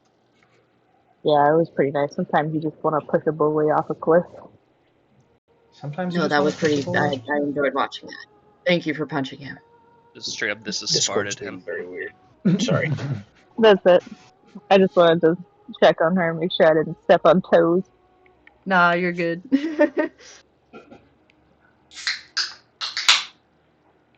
All right. After the brief exchange of dialogue, you all exit out into the crisp, cool winter night air on the campus. You notice a person walking around with a relatively confused look on their face as they see you all exit the door, Dawn pushing the doors open first. They look at you and their eyes light up. They're a tall, slender individual. They appear almost Alephin if it weren't for the horns that come from their brow and stretch up behind their ears and branch out into almost tree-like antlers, and a halo that crowns the top of their forehead that glows a light, dull green hue. They seem to be wearing relatively normal travel clothes, and they've got cloven hooves, a long wispy tail that trails behind them, and they leave a trail of glittery magi around them. They almost give a sort of like a comet-like trail wherever they move. They look at you all. Excuse me, I'm looking for the headmasters of the university. I think I might have gotten here a little too early, but, well, you know, if you're not 10 minutes early, you're late. Do you all know how to find them? Yeah, I guess we would know like their hangout, right? We've been in Yeah, trouble enough. We you would call to do. the Looking for principal's all of office. them at the same time? I mean, they're not usually just sitting in one room waiting for you. Oh, I kind of imagine that, them all just sitting there looking all menacing and irritated and, fingers They're crossed. teachers. They teach, honey. You'll have to find one if you're trying to find a specific headmaster. Let us know. Oh, well, I guess any of them will do. They just asked me to come here for some, I don't know, purpose. It's usually to ask me to leave my magic tree and, you know, Yeah, Oh, you're I that had a one. feeling. but I always say Are no, you? but I feel like it's rude to just be like, no, I'm not coming down, so I might as well. Dylan, his name's Jadel, right? It is Jadel, yes. Okay, I just wanted to make sure I'm pronouncing it correctly. So are you actually Jadel, or are you a messenger? What? Oh, no, that's me. Well, I'm a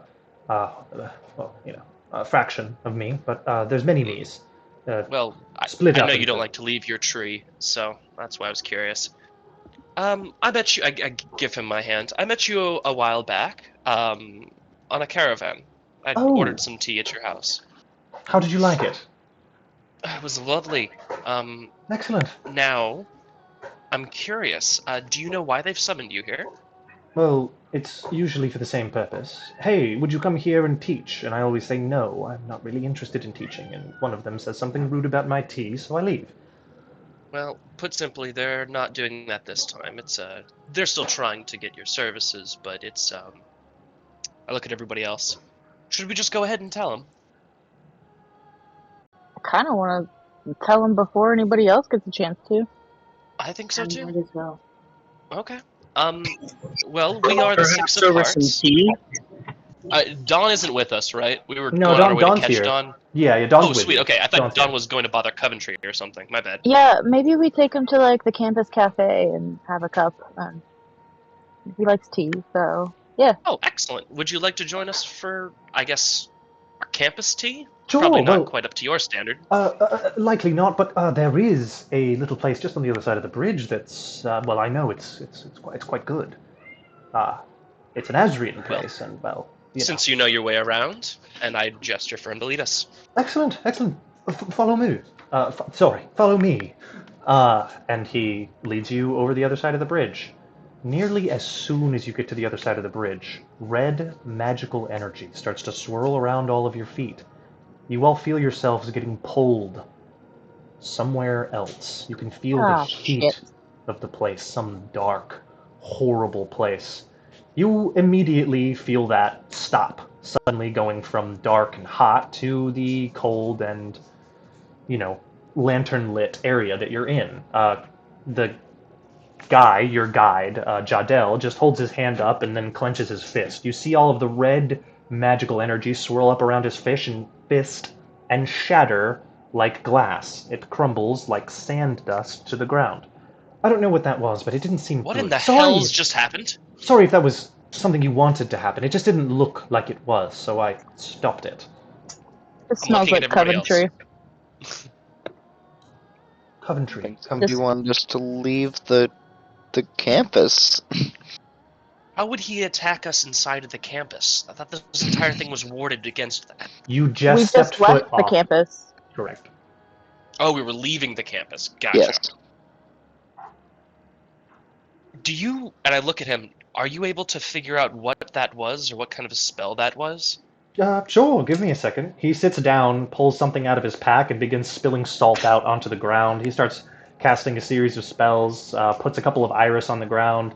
Um, He goes, "Nah, here, while I do this," he holds his hands together and then slowly separates them. As he does, he splits into two separate people. The other one steps away from him, stumbling, and then dusts himself off. All right, let's go get tea while I do that. This guy is Yeah. so cool, guys. Yeah, my ability to Yeah. look unfazed is no longer there.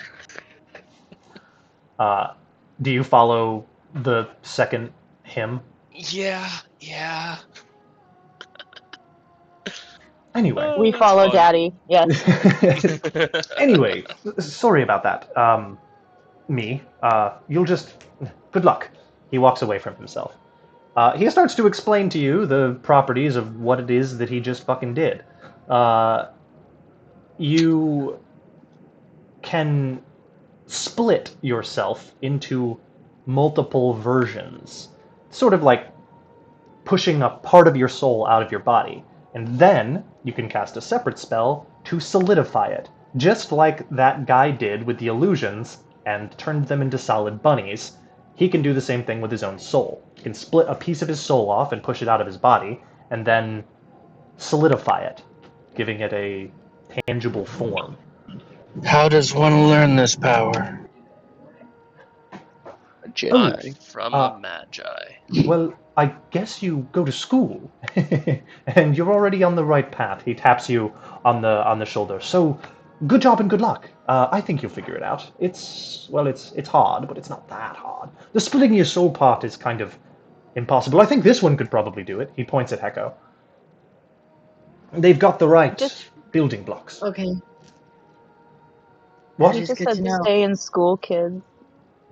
Stay in school, kids. Was that you, Heko? Did you just say that? No, that was No, me. It Baron was Baron. did, but I said that's good to know. Oh, okay. Good. That's good to know. Anyway, he eventually leads you into a little place. It looks like a little tea shop, but it is closed quite clearly. He walks up to the door and he scratches his chin and says, "Well, that is no good." He looks at the sign that says closed, and then he casts a spell, making the sign flip over to open. And he goes, "Oh, good! They're open!" And he flicks his fingers and all the lights turn on. The door opens itself. "All right, follow me." He walks inside. This still feels like breaking in. I'm down with it. Do you follow him in? He clearly just broke into this place. Yeah, no, that's Yeah, my whole for deal. He sits down at the table. He does the same thing. He splits himself into another version. The second version quickly changes into a sort of a server outfit and goes behind the counter and starts making tea. So, like, though, honestly, Minerva was like, I'm feeling really weird about this man. I've never really gotten to know, being just given godlike power. And then he committed some larceny. And now we might be cool. We might be cool. Part of He's having godlike power is the ability to choose when to ignore rules. precisely. Rules only apply if they can enforce them against you. Yeah, I don't think the guards are going to come up to this guy and be like, "Hey, stop breaking into tea shops." And he goes, "Okay, sorry." And, You violated the law. exactly. You committed crimes We're against going to Skyrim arrest people. you, and then he just gives them one of his forms to put into jail. Yeah, he's like, "Okay, sure, splits. Here you go." But yeah, he says, "All right, so, what do they want from me? You want to be the first to tell me, so go ahead. Tell me." What do you know of the shards of Azure? The shards of fractures of Azure. Oh, those things. I know there's some old,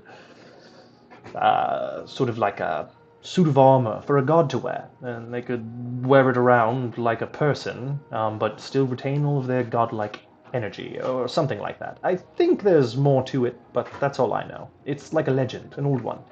Oddly enough, Yes. from before my And- time, even. Yes, and they were separated, and apparently their ability to reconvene or reconverge is happening now, and is happening here, in this city. Ah, wonderful. Yes. So they want think me you. to stop it. I don't know that that's necessarily what their plans are. I think it's quite the opposite, actually. I think they want to utilize that power. And I think they want to convince you to be the wielder. Oh. There's a part that I think we're all missing here. It requires a mortal sacrifice, and anything that involves a mortal sacrifice, well, I'm not particularly interested in. Sorry, but no. How does it require a mortal sacrifice? A body, a vessel, need be used. It's transformed into a god vessel, and then the god soul can possess it, but the real soul, it is expelled. Well, not expelled, Do they know destroyed. that? Do they know that? I doubt it. Or maybe. I don't know. Like I said, this is very old stuff from the deistic crisis of, I don't know, 4,000 years ago. Believe it or not, I'm not quite that old. So if you won't do it, who do you think they would turn to next? Oh, I suppose they'll find some deity who's willing to sacrifice one of their mortal followers. The gods are, well, I shouldn't call them gods. That's a more grandiose term than they deserve. The Elohim, they are. They treat mortals like a mortal would a spider. You're just as likely to step on a spider as you are to put a cup on it and put a piece of paper underneath of it and scoop it and take it outside to safety. The gods don't think of you as people. They think of you as currency. It's disgusting. But you're not like that. I'm not really a god. I'm something called a seraph.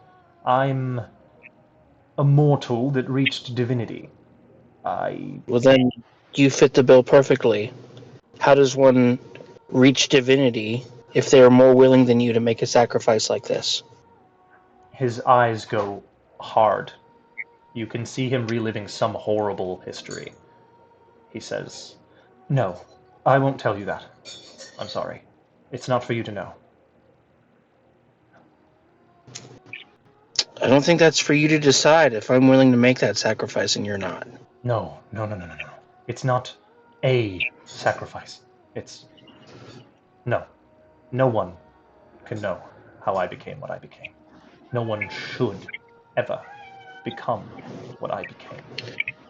The school believes that this powerful convergence will whip up every ounce of evil in the area, all of them seeking the same power. And I may not know you, but I've read tales of your treehouse.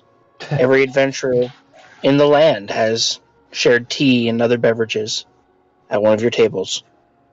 Many stories of I the need you to gods start at understand, if your the legends tables. are true, there are evils already seeking this, and we've faced them.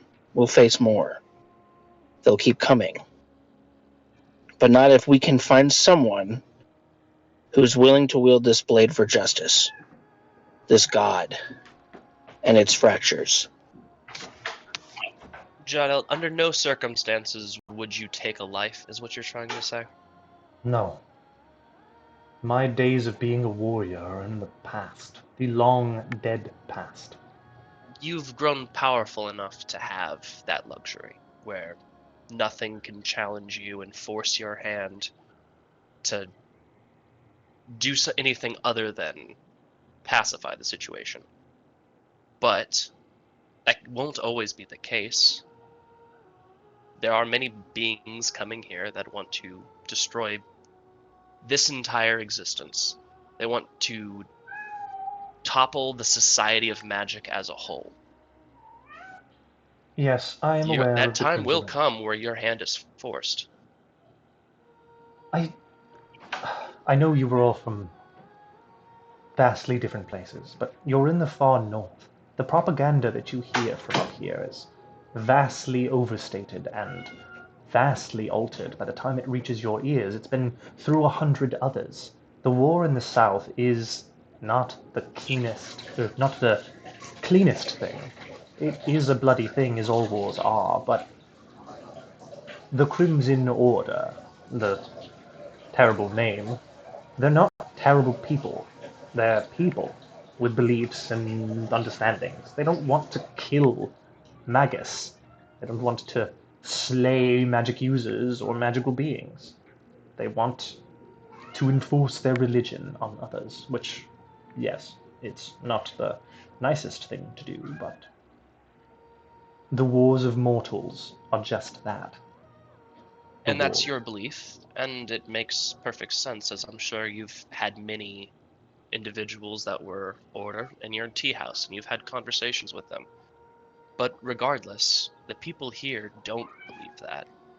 They're afraid, and people that are afraid will do terrible things to stay safe. And they will sacrifice that life, and they will give that power to somebody that they know will use it. I'm certain at this point that if you were to wield that power, you would not abuse it, at least from what I can tell. I can't say that about anyone else that they would go to next. If you were their first choice, I can only assume it's because the second choice is not as good. And Well, no we one could else make would probably keep it out of the wrong hands. If you don't take it, it could be in play. If you do take it, you can take the power out of play. I could. we've been Though asked to keep an eye on it and to gather them as best we can to keep them from people who could do something awful with them. Who's to say that you actually need to take the life and assume the vessel? You can just take the shards, and should the time arise and you need to assume that, we can provide you with somebody who, well, maybe you would feel less terrible about taking on their vessel. he closes his eyes. You don't understand. Yes, I will take the shards, and I will hold on to them. But under no circumstances will I use it. And under no circumstance will I let anybody else use it. I You will can't make destroy that it. promise yet until you see what is to come. I will hold on to it for safekeeping. If that is what you ask of me, that is what I will do. But I will let you all know now before I tell the headmasters when they give me this pitch.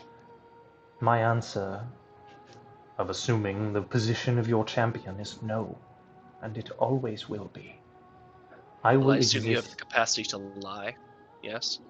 Well, he shrugs. Yes, I'm not bound by codes like Well, they're not most going to Elohim. give you those. They're not going to give you those shards unless you say yes. So just say yes and mean no.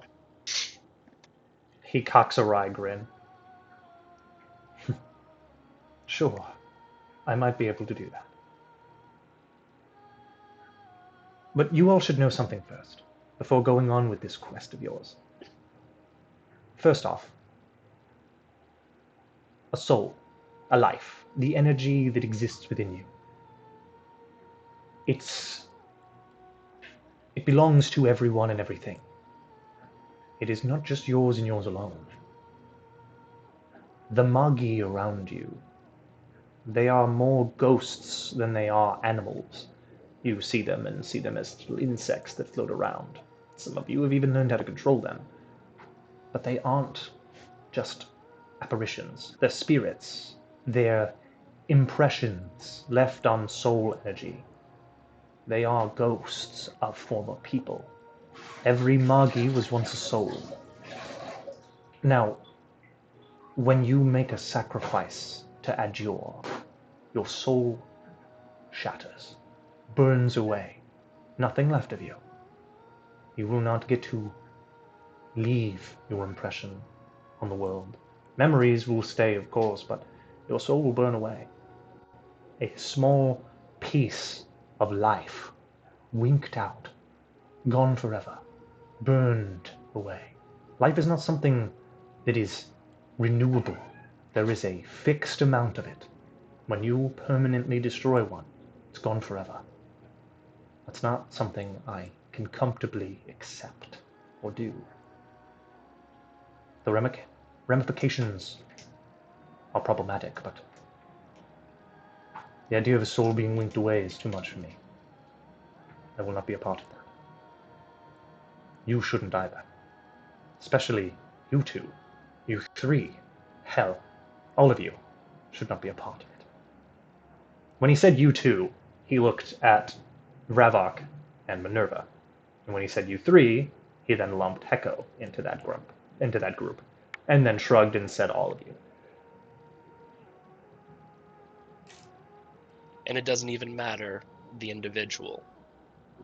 You just believe that any soul deserves to survive, even the most corrupted and vile.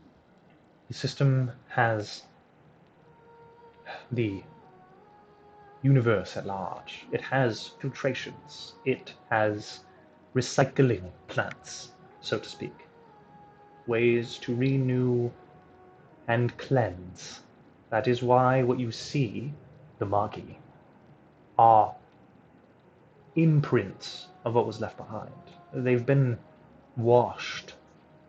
They are just the strongest emotion that life held, or the strongest feeling or thought or idea. They get washed. I hope you're correct. I hope there's never a reason to use Azure. But should the time come, I hope you'll be able to set your moral conflictions aside. I hope that you will learn to value the life that we all have and share. But to answer your first question, yes, I will hold on to it. I will keep it safe and out of the hands of evil. As a sign of goodwill, I'll give you the ones that I have. How many does Minerva possess right now? She has direct access to one, and she knows where two others are. Okay. But she can't give those two others away. Gotcha. He says, all right then. I will leave a small piece of myself here in the city of Katya. It won't be as powerful as a god, or whatever it is that you think I am. It will be just as powerful as a regular person, and if it is slain, the soul will return to me, and the vessel will be destroyed. But don't worry if that happens. I won't die, and I won't even really be hurt. The energy will return to me, and it will replenish me, and I can send another one. It'll just take a few days for me to get to you.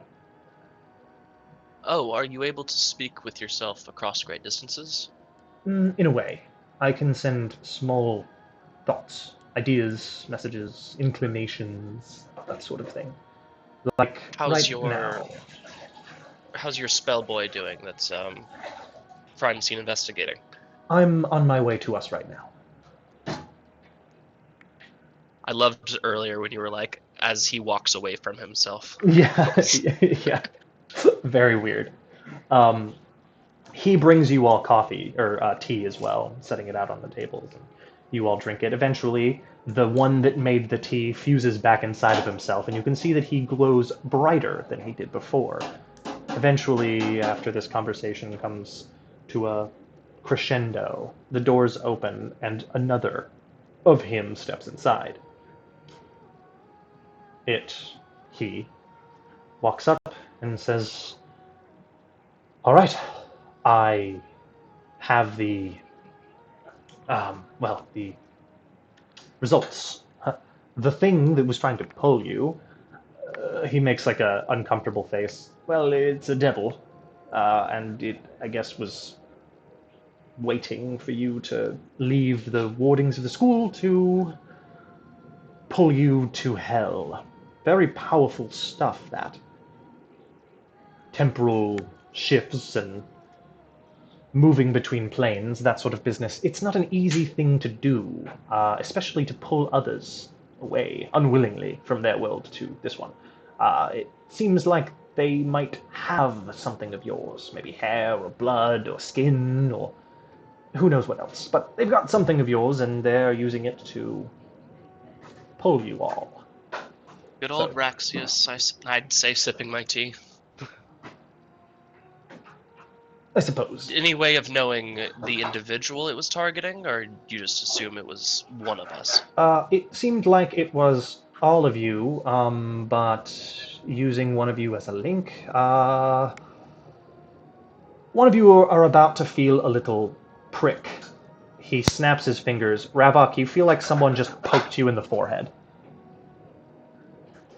Oh, Ow. wasn't pleasant. Oh, sorry. It was you. You're the link. I figured. I'm just trying to remember. I mean, I pissed off a lot of people. You also bleed quite a bit, considering, that you fight in a dojo. I do. I do bleed quite a bit. Oh, and you as well. He snaps his fingers again. Dawn, you feel like you've been poked in the forehead, but not very hard. Like someone just kind of lightly touched your forehead. Ravok, you felt like someone really poked you in the forehead.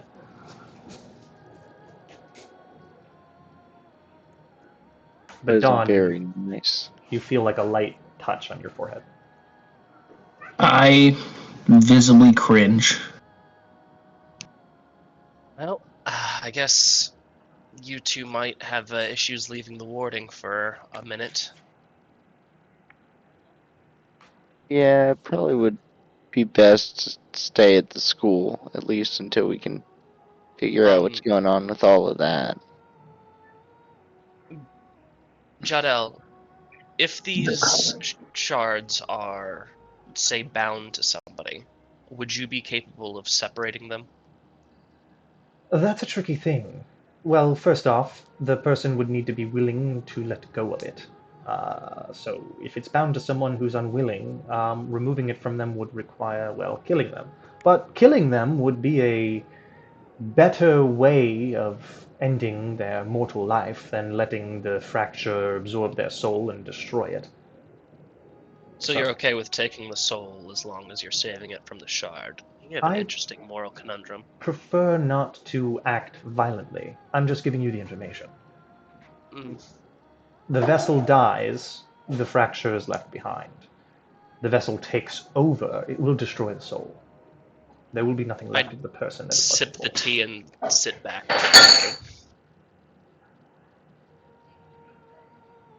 I just look at Heko to see if she's looking at me yet. Hecko's like staring at this guy. Hecko's very unnerved by this whole conversation. I assume we're sitting close, so I just sort of just lightly tap you with my foot. I mean, she'll look at you. She's not really hiding that she is sort of disturbed by all of this. I Heko, look down at you with a questioning look, Heko. Like, you understand the conversation that just happened and what we're talking about? Yeah, I mean, she understands. She's just this is the first time someone has so immediately clocked like the nature of exactly how weird she is and in what specific way, and knows exactly what's going on to an extent that is unnerving. Fair. I don't know how to quietly tell you that we probably need to have a talk. I also agree. Jadel totally vibe checked you. Wild. Yeah. No, it's freaking her out quite a bit. If I can't protect your secret, I'll still protect you, Heko. Aw, thank you. Protected the smalls. The strong must protect the sweet. Heko, do you know what the name of your god is? No, I don't know that we ever named it. No? Okay. Yeah, feel free to come up with one. Gotcha.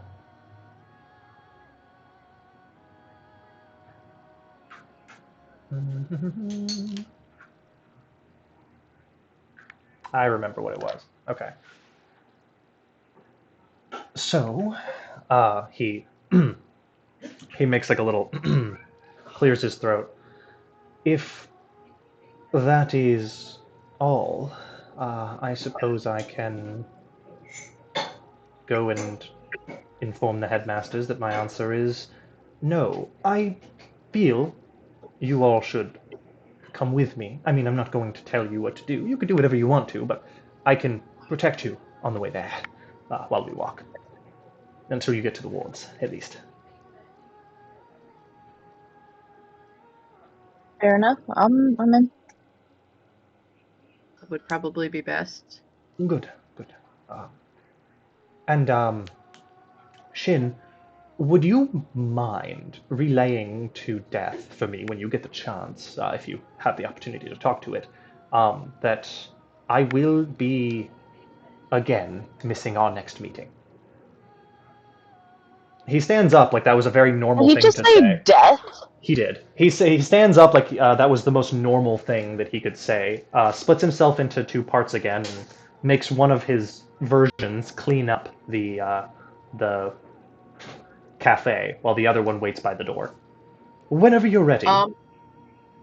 Real quick, when he does that, can Echo make a check to sort of analyze what's happening magically? She doesn't want to keep talking to this guy, but she does want to figure out how to do that. Yeah, yeah. Oh, and by the way, Heko, when he was saying those weird words, he looked at you. He looked right in your eyes. Good. Mm-hmm. Love this. This is all feeling really good and not at all sinister. But yeah, go ahead and make me. We'll call it an arcane plus your choice of awareness or mental. So mental arcane or awareness arcane. I'm gonna go with mental arcane. Cool. That's pretty snazzy for me. Hold on.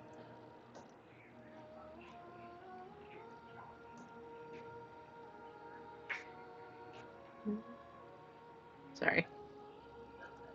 Foundry's being weird. 1 second. Damn it, Foundry. Damn it. Okay, that is a 16. 16 is really good. First thing you notice is he casts spells without words or moving his hands. He does not draw Aurora out. He does not move his fingers. He does not trace the Aurora in the air. There is no wand or flourish. There is just he wills something to happen, and it does. The spell he cast was very, very similar to the one that the illusionist, the student, cast. The illusionist student that you were just facing off against in the arena a little bit ago cast a spell where he pulled magic bunnies out of a hat. You could assume that wasn't him casting a spell, that was the hat. The hat might magically summon illusion bunnies. So you could assume that that wasn't a spell that the illusionist cast. But the illusionist did cast a spell where he turned illusions solid. That is the same spell that Jadel just cast. He turned Aurora solid. Fundamentally, or theoretically, it's not an insanely difficult thing to do. But in practice, it would be pretty difficult. Not only do you could make a Aurora solid, that's easy, but making it solid and animate is not. Is this a spell that I have ever seen used before? Probably not. Probably in like minor ways, you like animated armor and stuff like that kind of functions in a way where the Aurora animates something. So it is a spell that solidifies Aurora, and then a spell that also animates it wrapped up into one spell. So you've probably heard of multiple spells that do various versions of this one very complex spell. You could tell it's like highbrow, high-level shit. Okay. But you do know one student at the university who actually cast the spell, so you know it is like a student level. Yeah. Hopefully they're not too mad at us. You know, they got bullied by Coventry the entire fight, and by the end of the fight, they didn't even seem like they even really wanted to be there anymore. Some of them He even attacked kind like of... half of his own people with that one spell. He did, yeah. I get the feeling spending any amount of time around Coventry makes you want to not do that anymore. As much as possible. Yeah, they didn't really give it their all when you guys fought them at the end. That's why I kind of quickly wrapped it up. Some of them let you guys just shove them off the edge even. If like Varen got close to them, they didn't even really put up a fight. They just let Varen push them off. They did not use any of their own Aurora. They did not want to use up any of their own resources to cast spells against you. You could tell that they probably don't have anything against you. None of them hated you, except one of them. But he had one health, the Orin. Yeah, he only had one health by the end of it. Yeah, he came right up to me too. He's like, "You bitch." Yeah, he was so ready to fucking square up. But yeah. Okay. Yeah, so you get the sense that they probably don't hate you. Eventually, I will try to track So down did- Coventry. Just eventually, like someday. Okay. You'll go and I find want it to tell him to be a bitch, but like I don't hate his guts. I just need to punch him in the guts. in the guts. Right. You didn't see him when you stepped outside immediately, and there was a much more pressing thing happening. So I didn't bother giving you the option to follow Coventry because again, I didn't want to split the party any further. But Coventry, Did say that, yes. yes, Coventry is in one of your classes, so it'll be pretty. It won't be hard to find him.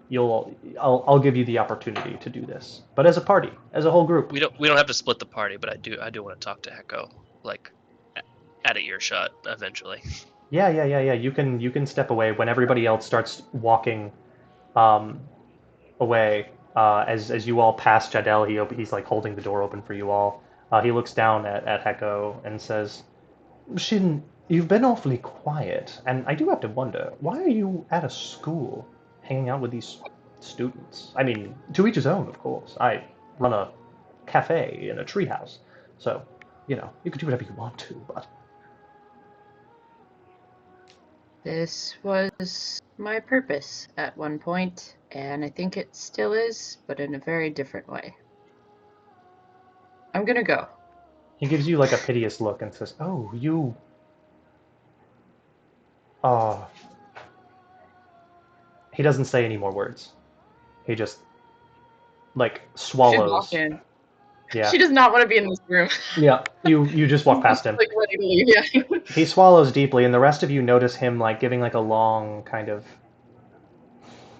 sad, lingering look at Heko, and makes like a couple of murmurs to himself, like, "Oh, I didn't realize. Shame." And then follows you all. He ends up trotting up past you, leading the party, letting Heko and Minerva sort of trail behind a little bit. Well, Okay. that was quite a bit of information. How are you doing? I've been better. That was intimidating. Sort of. Yeah, he kept calling you Shin. Yeah, I don't know what that means. Does it have something to do with, well, we'll just call it the power within you? I'm pretty sure. Probably. Okay, well, I guess now we have a name for it. Yes. The other question is, you had once told me that you do have one of those pieces of azure with you, or bound to you, something along that lines. Yes. Do you believe it's even possible for you to part with it? I don't know. Maybe. But I didn't want to speak on your behalf for you or anything like that. So I don't even know. says he could possibly do something. I just wanted to bring up the idea. He seems to think that he understands me, and I've barely spoken a few words with him. I don't know that we can trust him. I know he seems trustworthy, but he just knows a lot, and it makes me nervous. I don't. I She's kind of like I don't trying want to to form try to her push words. anything on you at all. I just well then maybe we can give him most of the shards and just not yours. How do we know that he's not going to use them for exactly what we've been trying to prevent? That's what the meeting was for. I had to try to size him up the best I can, and from everything that I gathered and from the time that I met him before here, I don't see any reason to mistrust him. Okay. If you trust him, then I do too. Oh, I appreciate you thinking that highly of my judgment, but I can't make this decision for you. I just want to help you, and I feel, I can't say I know. I feel like what attacked you before was the same thing that Revok is dealing with. It seemed like the same sort of situation. And the only I two think. things that I can think that you have in common are, well, what you're bound to. Yeah. I mean, I agree. We haven't really talked about it, but I do think we're in similar predicaments now. The problem is Ravok was a whole person before he came in contact with it. For all I know, it's what's keeping me alive. You are a whole person, Heko. We don't know what's happening to you. We know with Ravok that it's given him more power, but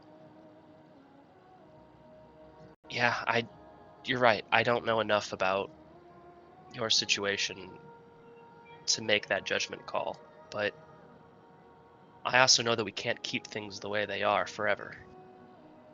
I agree. I'll tell you the same thing I told Ravok. I'll be here no matter what you decide to do. I just don't know that I can push you in a direction without... I don't want to be the reason that we all fall apart, and I feel like often my decisions can lead us to that point. Heko looks kind of confused. She's like, no, I think, I mean, I don't know. We argue, sure. You and Dawn have definitely gone toe-to-toe from now and again, but I appreciate your judgment. I think it's good insight. She like reaches out and takes your hand, and she says, surprised, but definitely takes it. She says, as long as you're here, I think we'll figure it out. We'll be okay. I put up the parasol over both of us and we walk like two goth chicks. Yay! Up ahead of you all, Chip, walking with the three others who are farther ahead, goes, "Hey guys, I think it's happening. Look, they're holding hands. They're gonna do, I don't know, lesbian stuff soon." The air starts to turn dark around us as I cast de-illumination, so they just can't fucking see us. At just a base level. Chip narrows his eyes. They're definitely doing lesbian stuff in there. Chip, I don't know what that means. Chip, I need you to explain what that means. Well, what's a lesbian, Chip? When two lesbians love each other very much, he goes into a long, unnecessarily complex details. He has diagrams. Oh my god, of course he Man pulls out flashcards. Yeah. And Nasty Chip chose kids. Ravok lesbian Beautiful. porn for the first time. The first time. I don't want to make any other. I don't want to make any other lesbian relationship uncomfortable. So I'm actually going to pull out my lyre and start picking out a ballad, just kind of distracting everyone and myself with a little show tune as we walk along. Absolutely. Don, your beautiful. lesbian relationship's plenty uncomfortable for all of us. Don't worry about it. In the best way possible. Oh, wonderful. Varen, you, being the tallest, can see a good view of the sky. Beautiful, bright, illuminated sky. Twinkling stars reflected against the aurora atmosphere, creating that sort of beautiful hazy glow. The huge ringed planet hanging in the heavens above, casting refracted light down into the hazy atmosphere. It is a very bright night tonight. Because of that, you can see a big fucking eagle just swirling around in the sky. I wonder how the weather is up there. Probably cold as fuck. Hey guys, I think that's our contact. Did we ever get he's that gonna guy's come down. name? No, I don't. Kane. Yeah, Kane. Yeah. Yeah, we did get it a couple times. He's gonna come down with a sick jacket, isn't he? Because it's cold up there. Oh my god, is it leather? No, he's gonna come down. He's gonna come down shirtless. Does he wear Absolutely. goggles while he flies? You won't know. That would be pretty dope. Will affect the cool factor. Like in a good way or a bad way? You know, I guess it depends on the goggles. It does depend on the goggles. It does depend on the goggles. They're going to be like those like snorkeling goggles with the plastic nose. I'm just imagining him dressing like the Rocketeer. Like, Yes, absolutely. That seems, yeah, on brand. It does seem on brand, doesn't it? And he said he Eventually, was going to meet us on this bridge, right? he did. He'd said he'd meet you on the other side of the bridge in the morning before classes, but that's soon, actually, because y'all. It was pretty late at night when you met with Coventry. You had a whole fight. You then went deep into the city, had tea, and walked back. You can actually, and the brightness of the sky that I was describing earlier, With a seraph. Tea with a seraph. with a seraph, yes, correct. The sun is actually now starting to rise, or the first sun is starting to rise, giving that hazy glow to the sky. You know it is almost morning, and that big fucking eagle up there will probably eventually land right in front of Stonebridge, where you all are approaching. You can make a couple of choices right now, but I'll leave it to you.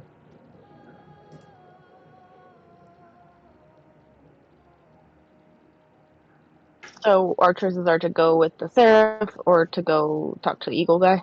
Mm-hmm. Kane. Well, the Seraph is going to go off on his own to talk to the headmasters in a second. You don't have to go with him. You already know what his answer is going to be. he's gonna say yes, but he means no. Yes, correct. Yeah. Alright, let's go talk to Kane. Bird boy it is. What I think. Yeah. Eventually, you get to the bridge and depart with the Seraph.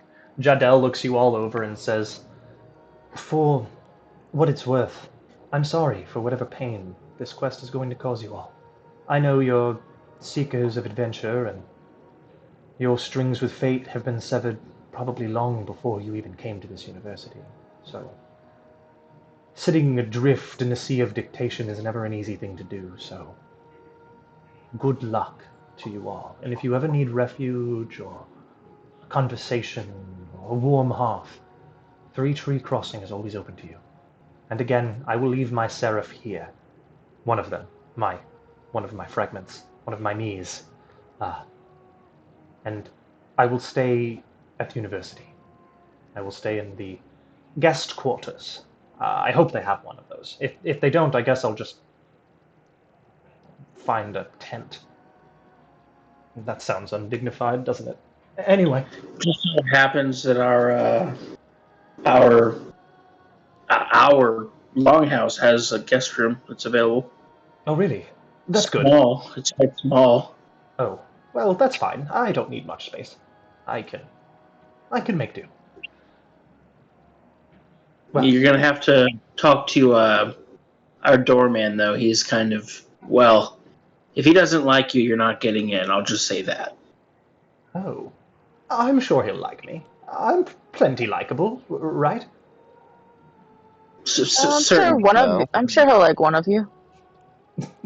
I guess I better put my best foot forward, best self foot. I don't know. I'm sorry. I'm fumbling. I'm gonna walk away before I make this any more uncomfortable. I'm sorry, and bye. He walks away from you all. As he's walking away, I still have to bring you that shard later. Please don't be too hard to find. I won't. I'll go to your dorms. I'll ask around. I'm sure I'll find them. There goes a seraph. He's just as awkward as any one of us. To be fair, he did say he was a person once, or a regular. To be fair, a regular person at one point in time. So, I'm assuming he was just as fucking awkward then as he is now. So if you're awkward now and you happen to become a god, unfortunately you'll still be a fucking loser. Just like him. Look at him go. Did you become more of a loser? God of losers? Oh, isn't that Dude, I worse? bet that god sucks. Yeah. If you're cool, do you become a god of cool? I don't know. Let's ask Varen. How did those glasses feel? Did you feel very cool? Like a god, almost? I felt like, for sure, I was not the god of losers. Good. Good. None of us are gods of losers. We're definitely gods of, I don't know, something cool. If I was a god, I'd be a god of luck. He smiles with a weird duckbill smile. In order to be the god of something, I imagine you have to have at least a little of it. Oh, come now. Varen, you could be the god of rock. Should we do a check to triple check and make sure that he's not a god? The Chip's not. Chip's not actually a god. You We double check. You eye him suspiciously. Undercover boss. I don't know how you check for that. I mean, at this point, Alright, we have Chip. hidden gods all over the place. It's totally possible. This is what I'm saying. Do you want to make a check? But- Are one of you gods? Maybe I'm a god. I'll do a Just check. to know. I mean, I kind of am. I don't know. You kind of You are. are definitely. You are. That's. Anyhow, that's so funny. Oh my gosh. Make me a belief plus awareness check. Okay, sweet.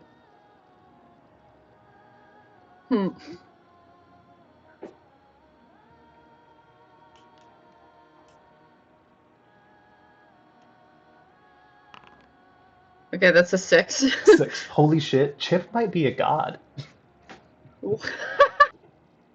You're Squidward. He's Squidward. Maybe I'm We're all Squidward. Squidward. Are there any more Squidwards I can know about? Very suspiciously, the rest of this walk.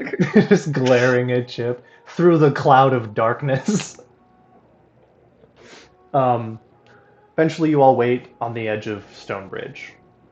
The eagle, circling around in the sky, eventually makes a slow, spiraling swirl towards the ground, whipping up wind and snow and scattering loose pebbles across the cobblestones. My headphones just died. Can you all still hear me? Yes. Yes. Good. Good. Let's hope I don't double broadcast without my headphones. That was a shame. It's okay. So, the loose cobblestones scatter, the dust from the snow and dust whipped up in the air as these huge wings beating at the ground. You do notice that this eagle has 2 sets of wings and 2 sets of eyes. Riding on its back, there are 3 people. A woman bearing a huge shield, her long blonde hair being whipped around wildly in the wind, and a man, tall, with pale gray skin and piercing red eyes. He's wearing a red cloak, and on his back there is a large wrapped up spear. And then sitting cross-legged, wearing, you guessed it, a really cool jacket. Has short-cut hair that's being whipped around lightly by the wind, and a very blocky, square face, small eyes. You notice he looks almost Aleph, but a little different, a little more rugged. Sharp, blocky features, small, kind of squinted eyes. His ears are rounded instead of pointed like most Aleph, and his beard is thicker and heavier, denser. His eyes have a steely gray look to them, and his muscles are broader, tighter. And he has a tail. A thin, long tail with a tuft of fur on the end of it. As the eagle lands, they all step off. He does not have goggles, Farron. I'm sorry. That's okay. They would have been stupid goggles in there. He looks at you all. Hey, it's good to meet you. I'm General I Kane. look visibly struck with cool, like starstruck.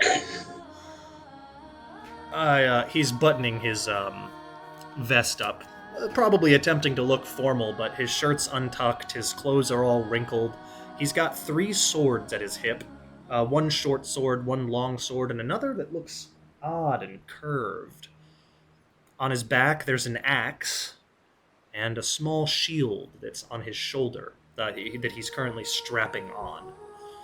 He steps away from the eagle, and you see him make a few clicking noises at it. He goes, and the eagle nods its head down, and with a huge, massive gusts of its many wings, propels itself up into the air and flies away again. So, I guess that's as dramatic as entrances normally go. These are some of my crew, some of my closer companions. You all are a lot fucking younger than I thought you were. This is gonna be a more awkward proposal than I was expecting. That's fine, I guess. Phrasing, sir. Some of us are a little older than we look too. Right. Coming from the big fucking rock, whose age I could only hope to guess at. I don't crack. That's good. I do. He rubs his shoulder as if receiving a wound there recently caused it some pain. Anyway, so, my proposal to you all. I'm doing the very thing that your headmasters have specifically requested that the military not do. So, forgive me for breaching some kind of contract and protocol, but how would y'all like to work for me? There's an army marching north, as I'm sure you've heard, and they've got some nefarious intentions. Quick question, Dylan. Yeah? Is there a spell that we could use that I could use to like just record the voice and conversation that's happening right now? Technically, yes, there is. Could I try to creative cast it? Because I've heard a million people do like voice amplification and things like that. Yes. It is going to be a arcane plus creativity check.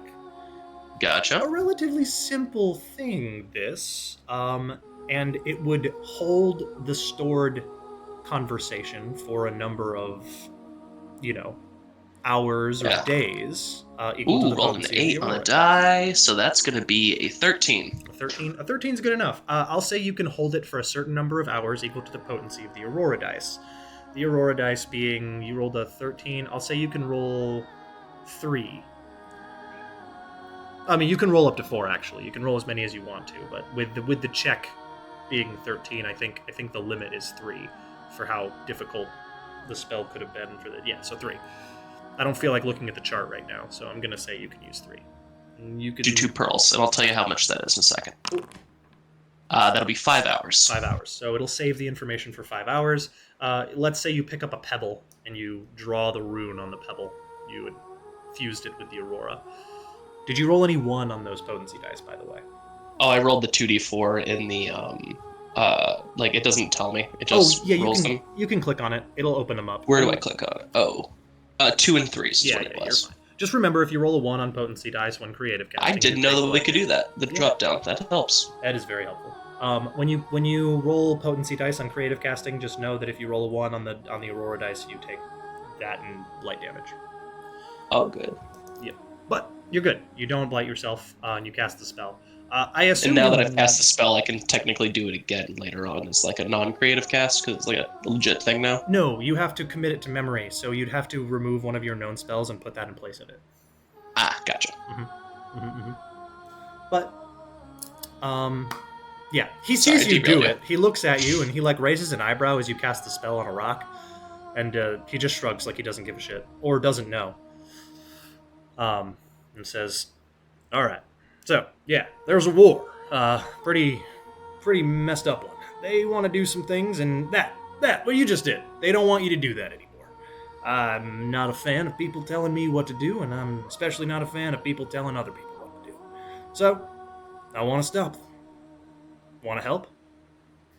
The army's coming here right now. Them? Oh, yeah, eventually. They'll make their way over here, and despite the requests of the headmasters, they're going to start recruiting people. They're going to start recruiting students, your friends, your fellow students. They're going to start saying, "Hey, join the war. Fight against an enemy that is evil." I'll let you know right now, they're not evil. They're people with beliefs. Their beliefs are just fucking stupid, and I want them to stop. I want you to help me. What do you say? Can I do like a history check or something on this guy? Yeah, let's call it is he like a celebrity is kind of what I want to know, like celebrity general, I guess. Yeah, go ahead and make me, we'll call it a mental academics or an academics instinct.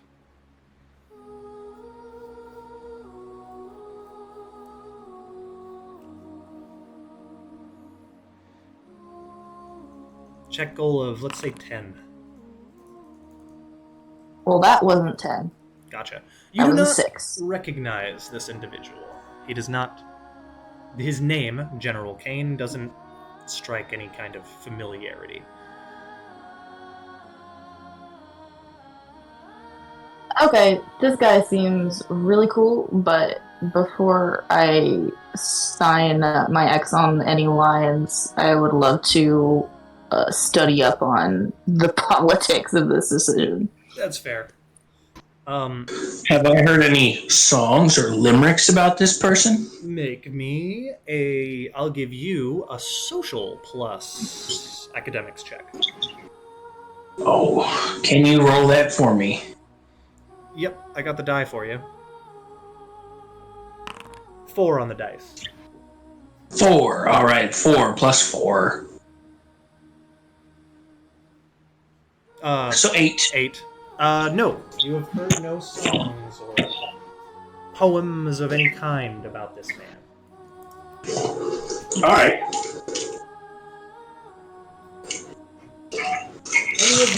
Any of you others who want to make a similar check, you're more than welcome to try to make a check.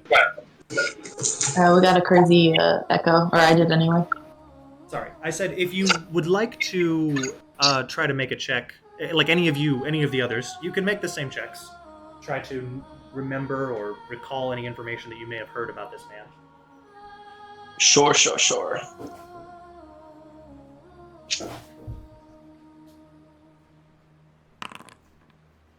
Definitely not. You said it was a history what? It'll be a mental academics. Oh. What was the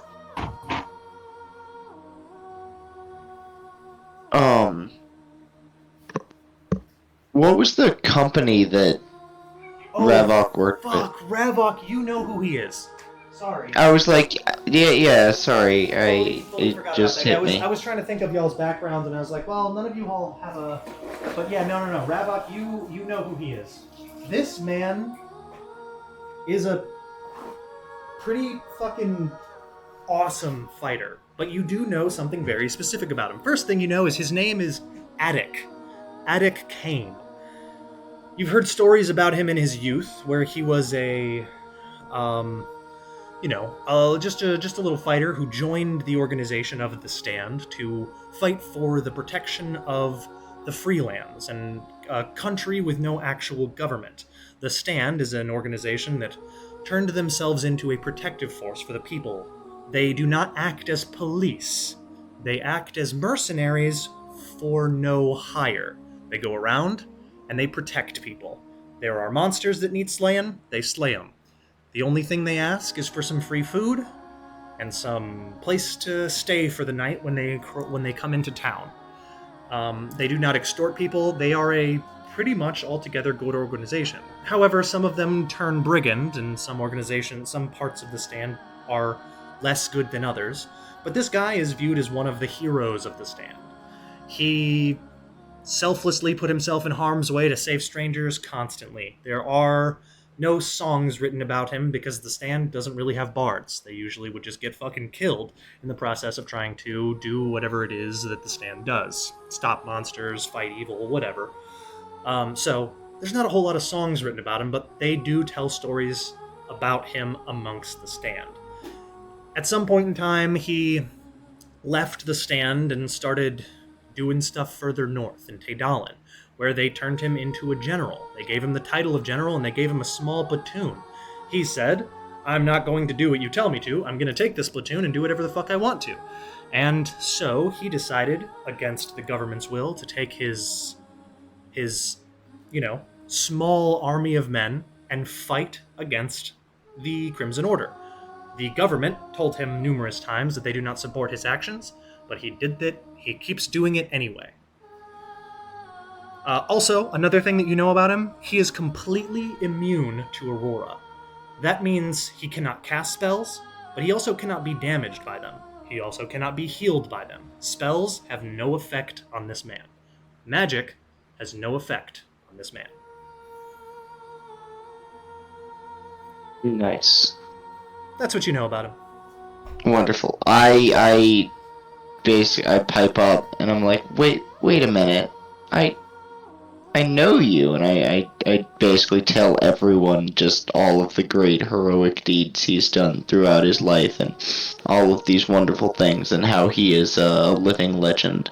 he looks really awkward as you talk about him, but he gives like a bit of a smile. He's blushing a little bit.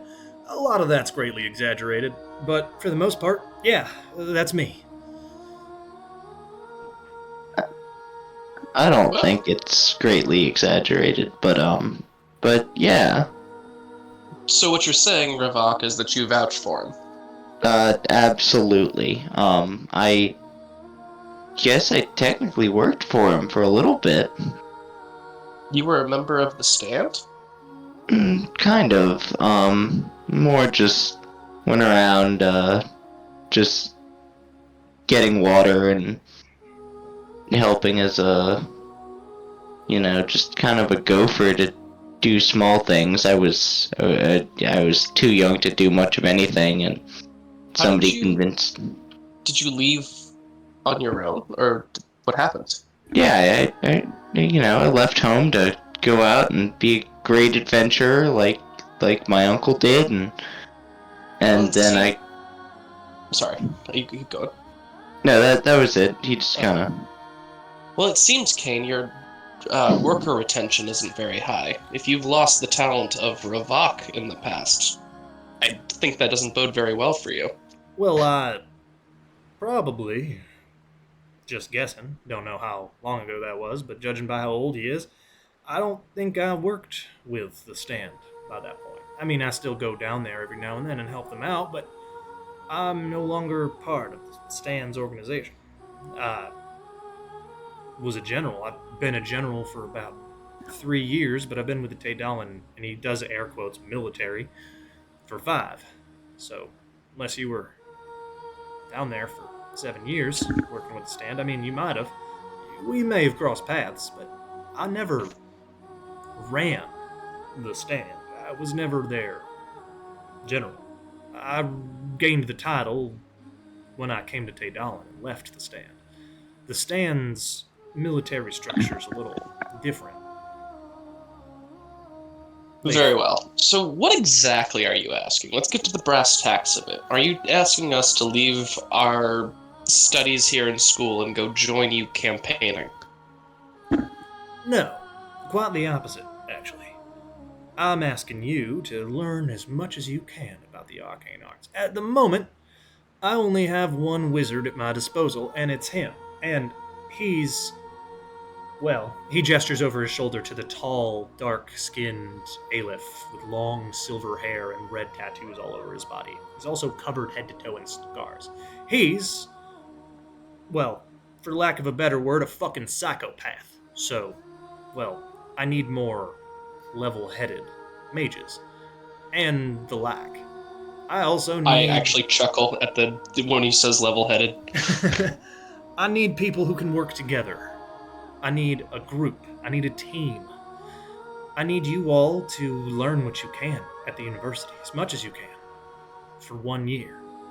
And then leave the university and come join me. And yes, then become a strike team to go march south and come campaigning with me. Yes, that's what I'm asking you, in 1 year. Not gonna lie, this totally aligns with Varen's goals in life, and he is very, very tempted, but he's also not a front man. So I'm curious. Varen is curious. What happens to our guild if we join? I mean, that seems like maybe not a priority to think about, but will we be separated? Will we be sent on different missions? No, that's not my intention. My intention is to keep you all together. You all work well together. I've seen recordings of your fights. You're a team. You work like a team. And I can tell there's bonds here. You all would protect each other. And you all seem like the kind of people who would protect others. That's what I need. I need folk who can keep a clear head, level head in the face of something dangerous. And I can tell y'all are in the midst of something dangerous. I don't need to know what it is. It's not my business. But if you can wrap that up in a year, and learn as much as you can in a year, we can go become heroes together. We can go save the world together. That's what you want, right? To be adventurers. Well, to be heroes. We're currently trying to stop the end of the world, so I guess That's par for the course. Ah, well, one world-ending event at a time, I guess. He chuckles like that's no big deal. What makes the Stand the group that saves the... The Stand Really tell me that. is the group that's going to keep the Order out of the Freelance. I don't have any part in that. Well, I have a little part in that. I have sent a few men to help strengthen their resolve and hold their lines and rebuild their fortified walls and such. But Then what makes you and our strike team the group that'll save the world? Tell me more about that. You all would be the group that slayed the Mad King. Well, that's a historical reference that I'm sure some of you might understand, but King of Apartha, he is a big problem, and I need a group to capture him. You don't need to kill him, but he needs to be as good as dead. I don't intend to kill a king for you. So, whatever we agree on, a year from now, I predicate. I'm not killing a king. Some kings need killing. Some kings do need He's killing. coming back alive if he's coming back in my hands or my custody. That's fine. He can. Like I said, you don't need to kill him. It'll just be a lot easier if you do. There's a lot of other people. I don't really think that doing things the right way and doing tend to coincide. I think you're going to find, as you get older, there's a lot of people in this world. Who need a good killing. Exactly. Some people just need to be stabbed in the fucking guts. He shrugs. It's the way of the life. It's the way it works. Oh shit! As much as I agree with you, I chuckle again. I believe that we all need to discuss this without an audience first. Of course. Yeah, discuss away. Well, I could use a drink and a good night's sleep. As much fun as riding on a big fucking eagle looks, it's not as fun as it seems. It's really fucking windy up there, and you gotta hold on for dear life, lest you fall off the side of the fucking thing and splatter across the pavement below. So, I'm gonna go get myself proper drunk, and I will await your answer at... there's a tavern here called Withers, right? There. Is Withers open? But No. it's always open. But I name like another close tavern. Like maybe you want to go try that one. thanks for the recommendation. Yeah, something happened there. Ah. We weren't involved. Don't worry. Don't worry at all. He says, right then. And no, if your answer is no, I will not hassle or bother you. That'd be the end of it. That's all. Unless you're Ovid and Rock, in which case I'll ask 2 more times. Yeah. Yeah. He walks away from you all waving. He puts his arm around the very tall Aleph and turns towards his head and says something to his face. The Aleph looks down at him and nods slowly and then keeps walking. And then they make out. And then they make Yeah. out. That other one gives me the creeps. I mean, apparently he's a fucking psychopath. That's not why it gives me the creeps. Something else is off about him.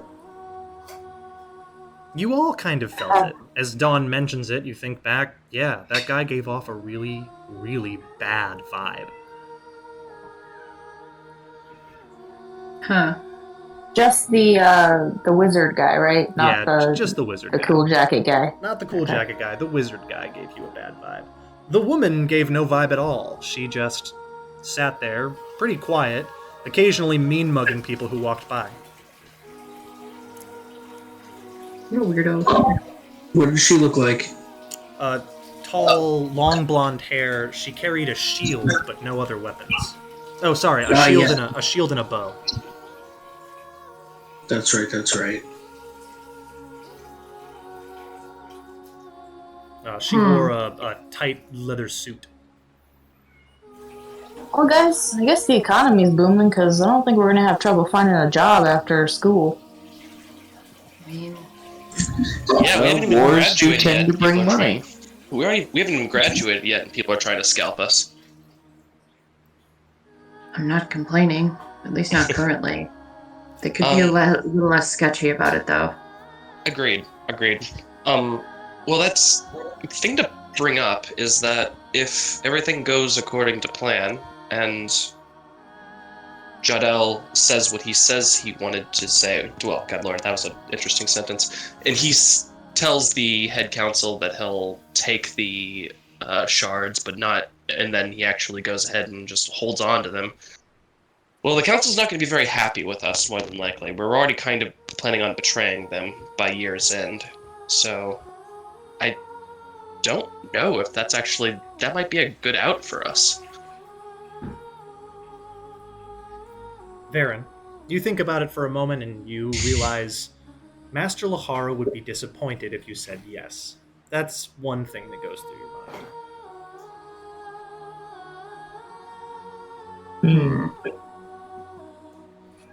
Well,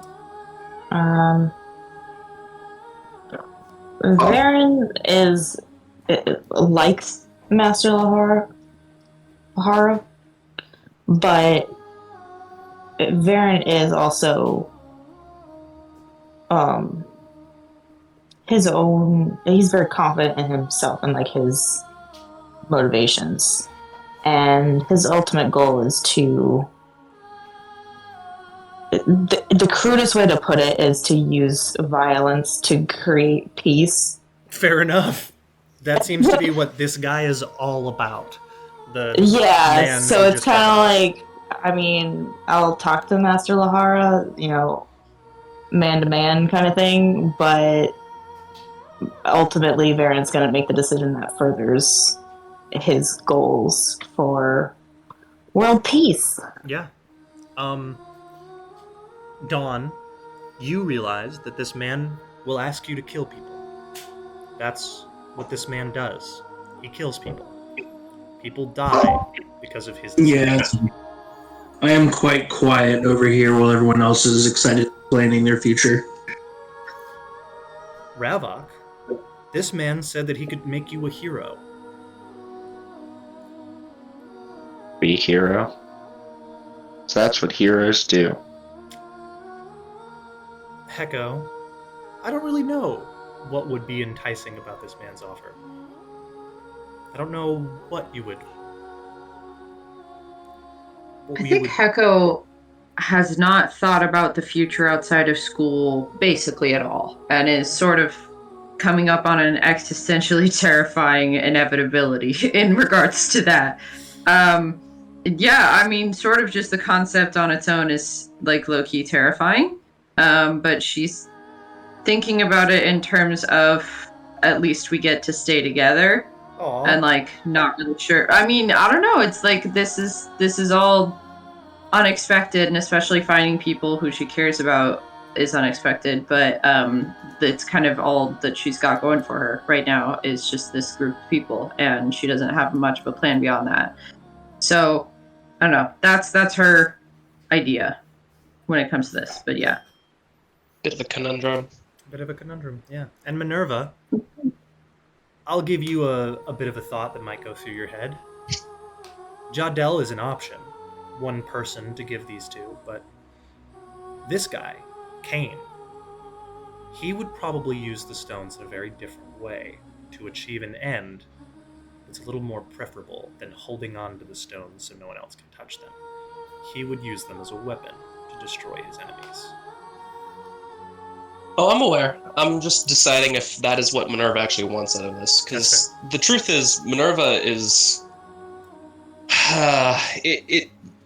world peace would be cool and all. But that...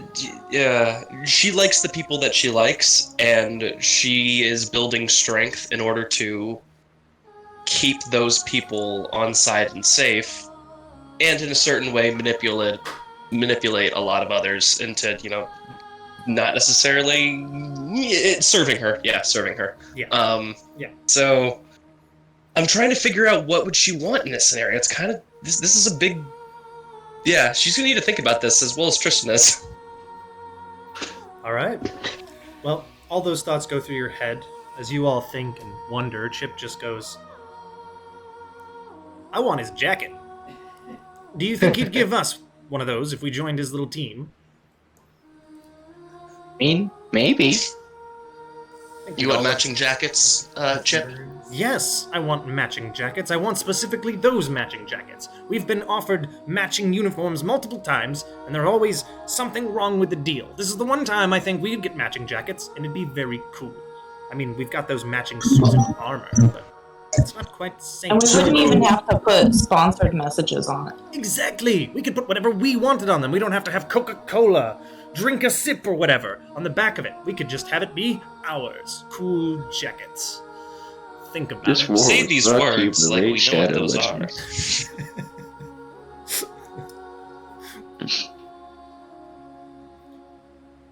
are. Well, here's the thought.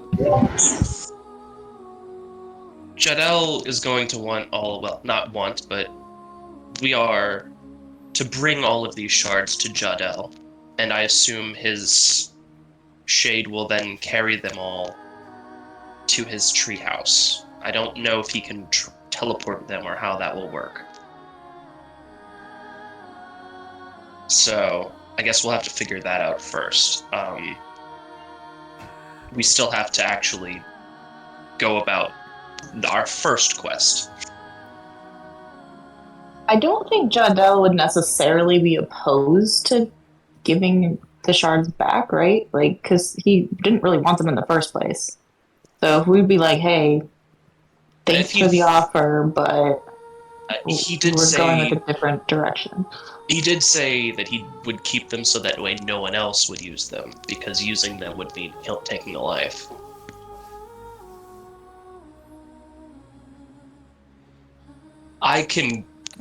We need his abilities in order to separate the shard from Ravok. Ravok, assuming that you're going to allow that. I will, but it sounded like when he was talking about it, the only way to separate it from my body is if I die, so... No, that's if you were unwilling. You'd have to die, but he can separate it. I don't know how, but he said he could, if you're willing to part with it, he can take it away. If I don't have to die... Well, obviously, we're not going to kill you, Ravok. If that was part of the deal, then this would just be warfare in the streets instead. Because then the school would also want you dead, because they'd also be trying to pull it out of you. You'd fight a god and the school for Ravok. He smiles. You know what? I win, would too. But... I had to think about it for a second, but I would. Yeah, I would. Thanks, guys. We like you, Chip. Do you think maybe if we kill a god, we become gods? Back to the god conversation. I heard something about a heart of a god being a source of power, but I think that's something very crude. Ooh, no, that's a good idea. Do you think he'd give us one of his hearts? I'm sure when he makes new versions, he's got a lot of hearts. Maybe he could part with one. You know what, Chip? With your golden, with your silver tongue, you'd very well be able to convince him of that. I think I could. And we just start collecting them in swords or pieces of armor. Go around and control the world with a snap. Okay, Thanos. Killing a god to become one is kind of fairy tales and poems. Hey, the in-universe Thanos doesn't exist. He's not Thanos yet, so give him a couple of years. Right. It's from poems and stories, but there's gotta be some base of truth there. Maybe. We could, I don't know. Well, I feel like if any group of people could do it, we could. Exactly. Us, a group of children in school. School children. Exactly. But we have the power of friendship, like Minerva said, and with the power of friendship, we're unstoppable. With the power of friendship, we can knock anybody off a cliff. Exactly. Yeah. Yes, we can. So we go push the god off a really big cliff. Right. Well, don't gods have wings? They could probably fly. We'd have to find another way. What if they don't? But, like, I don't feel like they all do. There's no way they all have wings. I think we're overthinking this in the wrong direction. More importantly, I think I need to go gather the shard that I have and take it to our new Aleph friend. Ravak, are you willing to do a trial run and see if he's capable of separating it from you? If we're sure it won't kill me, then He sure. specifically said, I promise you, he specifically told me, only if you were unwilling to part with it. Right, but we never mentioned that if I was willing to part with it. He just said it would be easier. What? He didn't actually... Ravok's right. He didn't actually say what happens if you are willing. He just said you can't if you're unwilling. But you don't know the trial or process involved in the willing part. Alright, well, you have my word that if he... Okay, he says he wouldn't be willing to take a life in order to assume this power, so I assume he's not going to be willing to take a life. He said he wouldn't be willing to destroy a soul. Taking a life and destroying a soul, he made very clear are two separate things. Are you saying no, Ravak? I'm not saying no, I'm saying that if I'm going to die, that's on you. Okay, I'll avenge you. No. If you're going to die, it's a no, and then we fight a god and we take his heart and we eat it, right? Right? That's the Yes, logical next step. Right. Good. Yes. We're Correct. on the same page then. I didn't know about the eating it part. That's new, but everything up to that, yes. Well, how else do you get inside? It was implied. I could think of another way to get it inside. Never mind. There's two ways. We'll try the eating first. Well, I guess we can't. We've got to try the... I'll keister it. I'll take one for the team. Oh my god. He just transcends and becomes Mighty Duck. Oh my god. Darkwing Duck. Where are you all going now? I guess I'm following Minerva to my inevitable death. Possible. We're gonna talk to Jodel and see if Boy can separate from Shiny Rock Bit. Gotcha. I will go ahead and say Jodel is unable to be found until morning, so you all eventually have to go to bed. Wake up, rest for the night. Rest for the morning. It's not long before class, so you all managed to get a little bit of rest in for the morning. I guess I did go talk to the rat person too. Eventually, yes. That probably happened at some point. You go get your info from the rat person. What was your question? Can I give everyone our matching bags? Absolutely, yes. The base. Dawn made a couple of purchases and acquired a few what's the word, brand items, basically, establishing swag. Yes, swag. Dawn. Quick confirmation, Dylan. The Coventry's do Aurora shipments, right? That's how they work. They do, yeah. They work like they work like a place that you can purchase Aurora from. You can refill your iris from them. And they like bring it into the city. Is how that's how that works, correct. Right? Yeah. Gotcha. Cool. All right. Sorry.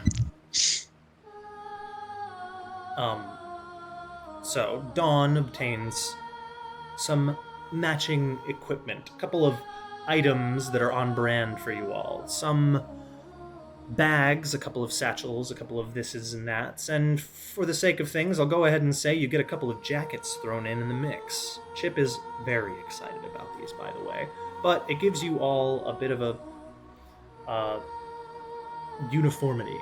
You all have a vibe about you. When making checks to increase your renown as a group, you all gain a +1.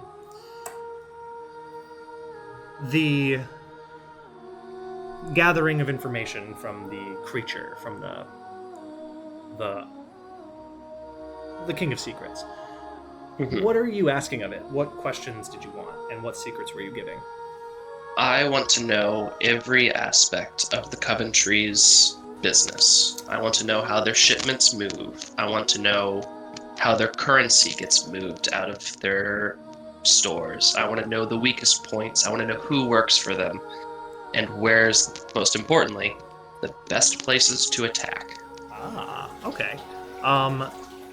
What do you give it in exchange?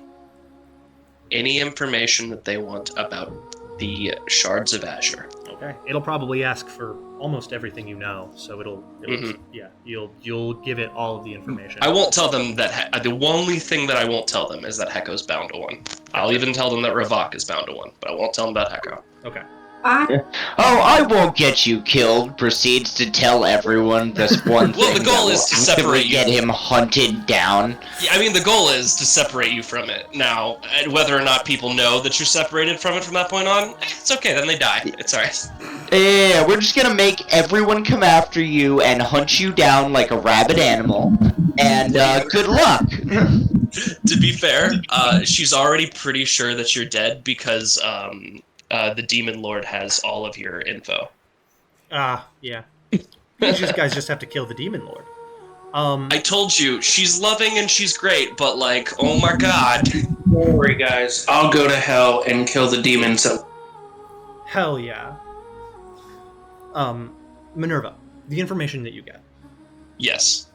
I'll give you a bit more like of a detailed description, but the Coventry family does not operate out of Cartia. They operate out of Taydalan City. They are the strongest Aurora supplier in Taydalan.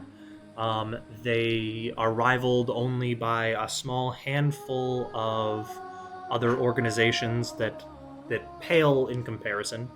If they all worked together to go up against the Coventrys still might smite them down. They are cruel, efficient, cutthroat, and brutal. They have hands in the military. They have hands in the government. They even have one of the daughters has been married to someone who is very closely in line to becoming king of Taydalan, or emperor of Taydalan. Okay. Gotcha. They have a very strong hold in the government. In addition to that, they have a stronghold on Magus. If they decided to not sell Aurora to an organization, that organization required Aurora to function, they would be shut down. They would struggle to find a purchase. So if, for example, the Coventrys stopped funding the university would be fucked. Fair enough.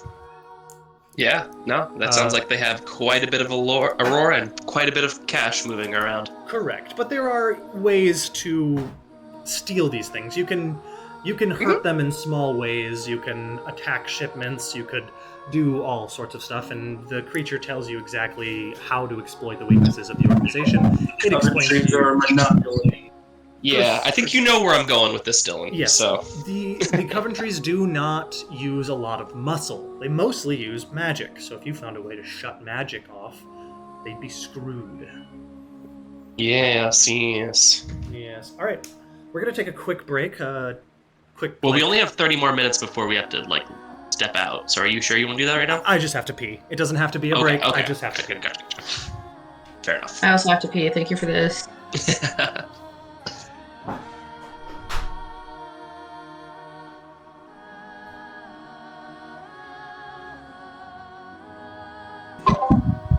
Well, I don't have to pee. How is everybody? Doing good. My scepter's coming along. I'm glad to hear that. Your scepter sounds pretty cool. I hope so. It's my first time really, I have a whittling set, but I've only used it once or twice. So now I'm just kind of freehanding trying to make a scepter because I don't like to start small. I feel like that's the way, though. Putting it forever, and then eventually falling in on accident, and then they learn to swim. Dive. Yeah, I've always been a person to dive into hobby crafts and stuff and just try to do like the most complicated thing immediately. You're probably like a savant or something. Definitely not. I feel like if I was a savant, I'd be really good at one thing like immediately, but I'm just kind of mediocre at a ton of things all at once. You're like a And then I switch those things every now and then. polymath. You're just good at a lot of stuff, so you try a lot of stuff. Yeah. It sucks for storing things in your house, though, man. Like, I need like a whole hobby room, No, they can't. which I don't have, but I need that. Correct.